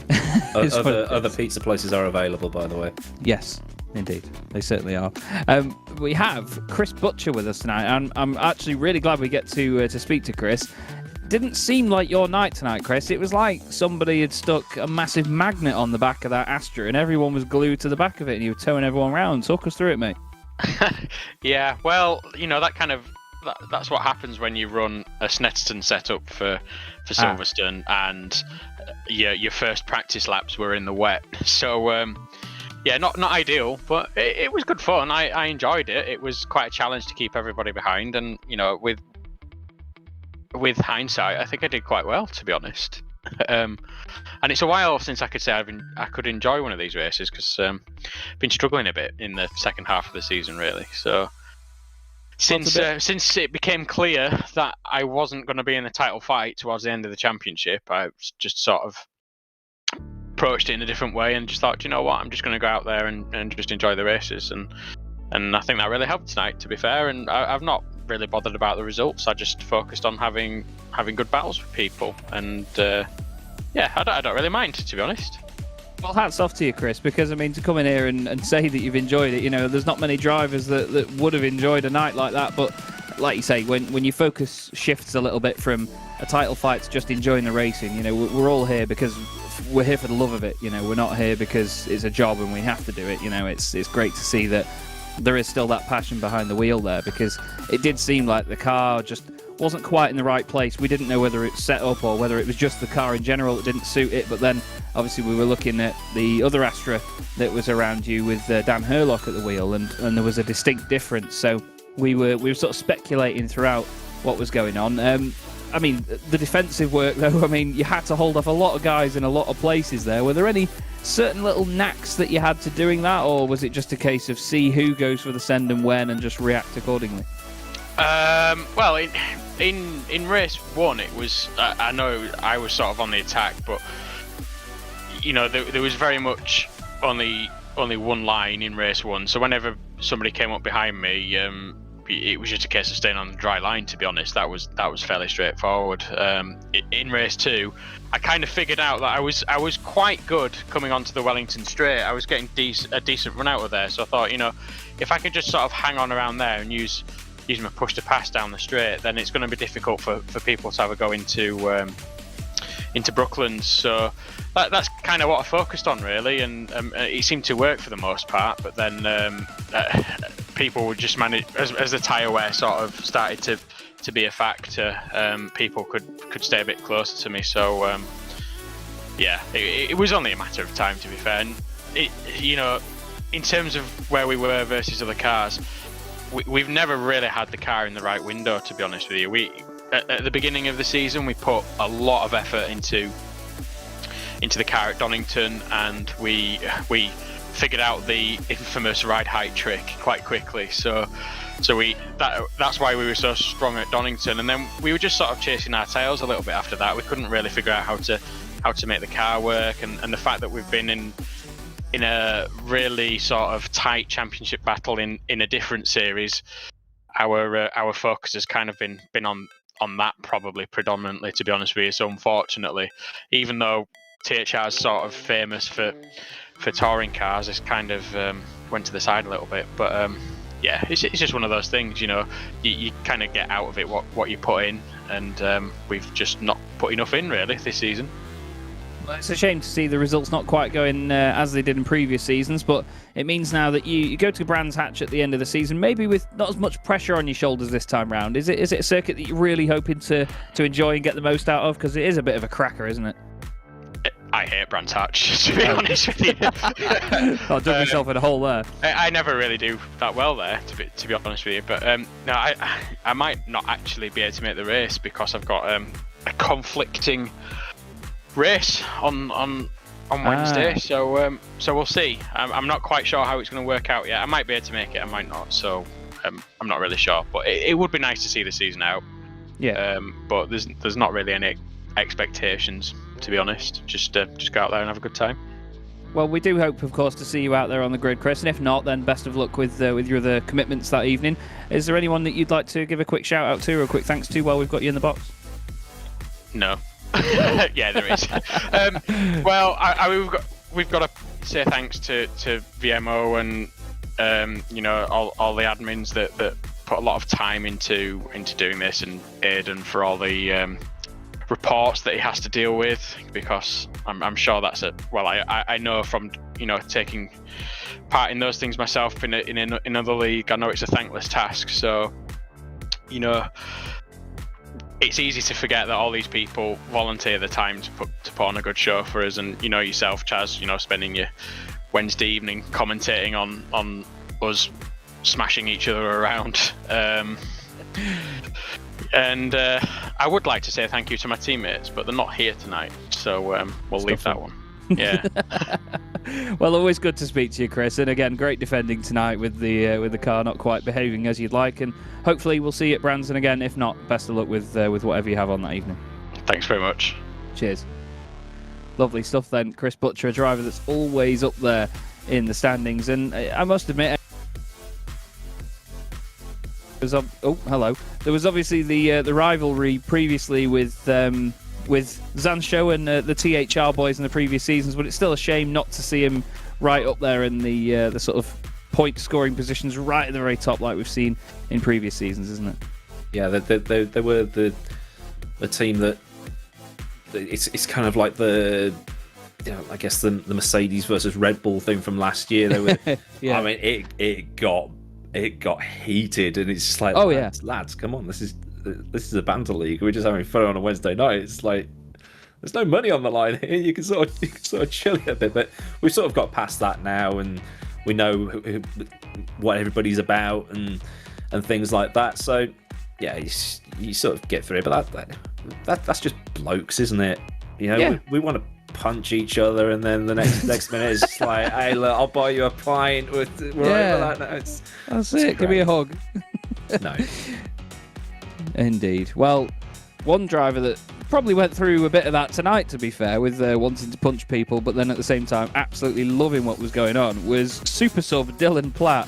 I mean, Dylan, you had a hell of an evening. Started off with a race win, and then, of course, you were right in the thick of every battle from that point onwards when the circuit was drier. Talk us through what that was like, especially in a boat like the Livorg. Yeah. I only found out I was racing during the practice session, so I didn't. Oh wow! And then thrown in straight into the heavy rain conditions. And race 1. Was an absolute blast trying to fight my way through on the dries on a half-wet circuit.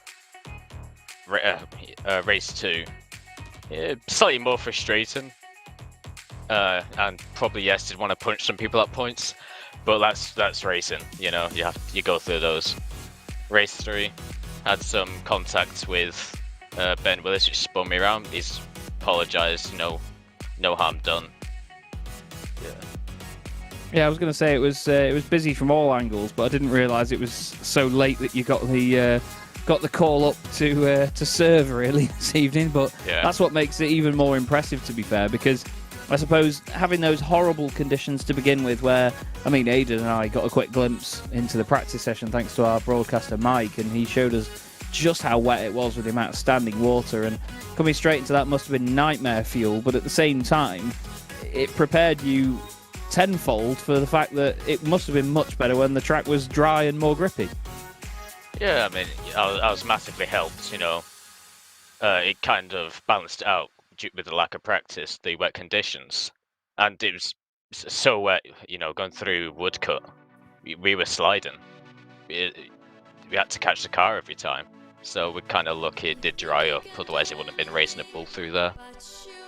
Yeah, I think we caught one of those slides at one moment, actually, where you came into shot completely sideways. And Aidan had a sharp inhale, and so did I. It was quite the minute. On the pit limiter there as well. That was not fun.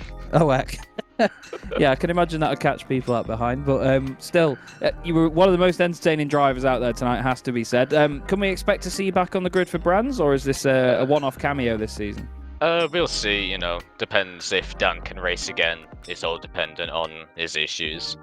Or if anyone else might want to give me a go, I don't know. We'll see, but I'd love to.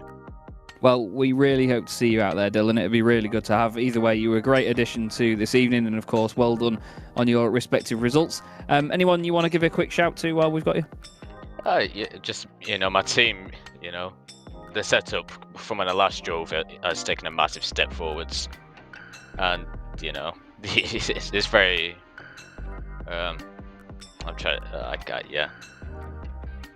Fair enough. Yeah, my mind's just gone at this point. Well, it's a mentally draining evening with these touring cars. I can. Yeah. Me and Aidan we've both had the experience of it before, and we know that your brain can be like mush at the end of the night. So we'll leave you to it, mate. But thanks very much for your time once again, Dylan. Great to see you on the grid, and hopefully we'll see you at Brands. Yep. Cheers. Thanks very much, mate. Well, I believe if we're going to go through the whole list, we may have two more drivers to speak to here, Aidan. And yes, indeed. Might as well bring them both in at the same time. Yeah, we may as well. The two championship protagonists still, effectively, at this stage. We'll start with Monsieur Kell, who definitely had a busy evening tonight and didn't seem to ever be too far away from a Zanshow teammate, Dan. You always had somebody around you, but it wasn't always helping you out, was it?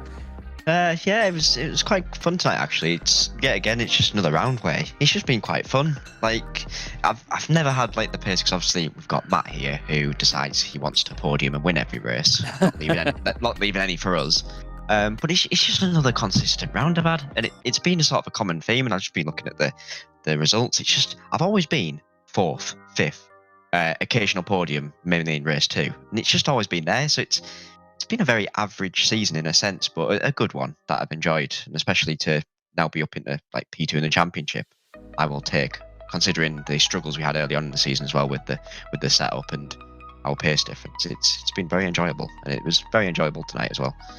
Well, I was just saying before, actually, when the third race was coming to an end, it's the fact that coming into this race meeting, Matt had 6 wins and 15 podiums. You had 2 wins and 6 podiums, but the gap really wasn't massive between the two of you, because when you're not on the podium, you're still right up there in the top 5, scoring consistent points time and time again. And we all know that in this sort of championship, where the results can be amazing to begin with on an evening and then can go absolutely to pot by the end of the night, it's those consistent point scores that matter, and that's what wins championships, isn't it, really? Yeah, definitely. I think it's quite a testament to the championship this season as well, where like the quality of driving, like sort of in that top sort of 12, 13, is really good. And when you bring the weight into it, it sort of means everyone's kind of the same pace level. So it's like I found myself a few points, especially with like a race 3 reverse grid. If you're down in like P10, you just can't make progress because everyone's so close on pace. But if you get a P6 reverse grid like we saw tonight, you can stay up at the front. And yeah, as you say, I mean, I think I've had about probably 10 top 5s this season or something. Ridiculous. Well, that's it. I mean, it's one of those where I like the hybrid systems, and I think it's been a great step forward, obviously, and it helps with the sustainability of a lot of things in terms of road cars and the whole industry. But personally, I think that the one thing that drivers can't drive around is the fact that there's weight in the car. You know, with the hybrid, you choose when it gets deployed and so on, but I always think that ballast is king when it comes to leveling out a championship, and it's good to see that there is still a positive effect from that, and drivers are still very close, or at least we think they would be, coming to you, Mr. Richards, because that BMW looks like it's part of an Aurora AFX Scale X-Trick kit, because it looks like it's on rails everywhere it goes. Talk us through how that thing behaves. Yeah, it's all right. It gets a bit rowdy at times, as was seen in race 3 towards the end. But yeah, I've just gradually worked on the setup over the season and got it to a place where it's just really controllable, and I can really sort of pin it on the rear end and just get it working exactly how I wanted to. And I've given other people the opportunity to try the setup, and I've had a few people come to me and say, I don't know how you can drive that. But I mean, it works. It clearly works. So yeah, another just consistent evening, just bagging as many points as I can. I think I sealed the independents tonight, and then hopefully next round we can finish off with the main one. Well, I mean, you mentioned there that obviously it takes a lot to drive that car, and Aidan mentioned earlier your drifting efforts on Assetto Corsa potentially contributing to that as well, to be fair. But I mean, it's a car that I think, well, even when Aidan drove it last season as well, we all saw that the car can float sideways very nicely. You know, you can get it pitched in quite a bit, and the rear end can come around, but you can carry the momentum with it. But it really is a fine balancing act, isn't it, in a rear-wheel drive car? Because if you do get on the power that little bit too much, if you're a bit greedy with the right foot, it can very quickly catch you out, can't it, and snap around.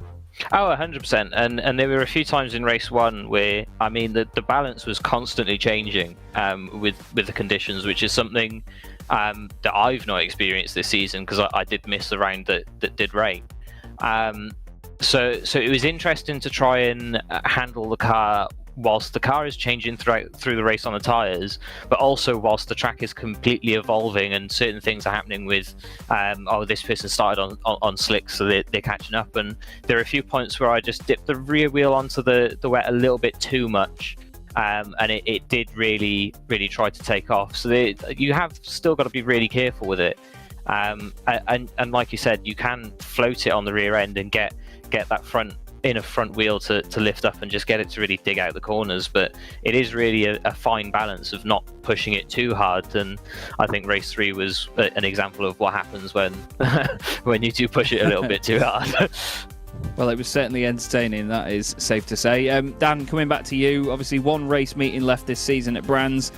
We've seen strong drives from you there before. Is it around where you think you can claw some points back, or is it a case of with going up against Matt, the job might already be done for him? Yeah, he's won the championship. Let's be real. I ain't catching a 50-point gap on him or whatever it is. I just want to secure P2, to be honest. That's sort of my main aim, because to be honest, I've been saying to Matt for the past 4 rounds he's probably won it, because he's just untouchable. It's like, yeah, he's just been on another level. It's just, yeah. If I can secure P2, I'll take that, because then it means past like 3 seasons. I think I was second in season 1, won last season, second this season. Now I'll take that. Yeah, not a bad record at all. And Matt, obviously, with one race meeting to go, as Dan mentions there, quite the points gap between the two of you. Is it a case of that points gap changing your approach to it, or is it all going to be still gung ho and throw the BMW sideways? Oh no, I'm still going to give it 100%, without a shadow of a doubt. At the end of the day, there's no point tuning up if you're just gonna poodle around in the midfield and just comfortably know, oh yeah, I could just get it to the end of the evening. As long as I don't lose too many points, it's fine. I don't want to do that. I want to turn up and have fun and be right at the front battling with the top guys and seal it properly. Nicely said, mate. Nicely said. Well, Dan, anyone you want to give a quick thanks to on air? Probably John and Ross for being like such great teammates all year. Obviously, John's had his fair share of issues, more compounded tonight by random disconnects. But like they've both been there. They've both just been very supportive. Help work on setup, practicing. It's been really fun to be around, and like we can just jump on, just practice. Yeah, it's just fun. I want to thank you to Matt because he's making me finish second in the championship. But to be fair, like we just jump on and just practice. It's just fun. Like it's just thanks to VMO putting it on again, and obviously the broadcast top notch as usual. And lovely stuff. And Matt, of course, before we let you go as well, is there anyone that you'd like to give a quick word for? Oh, just everyone turning up, just turning up to the events, and just really making it an enjoyable environment to be in. I'm working on my own in terms of setup. There's a few things that I'll ask Dan a couple of times, just sort of engineering questions. So just thank you to him, really, I guess. Yeah, and it works as well. He might be fighting me in the championship, but he's giving me the tools to beat him. So. Oh, I love that. Well, still, great camaraderie between the pair of you. Both awesome driving throughout the season. And, of course, we look forward to seeing you wrap it up and, of course, enjoy the end of the season at Brands Hatch, boys. Cheers. Thank you very much.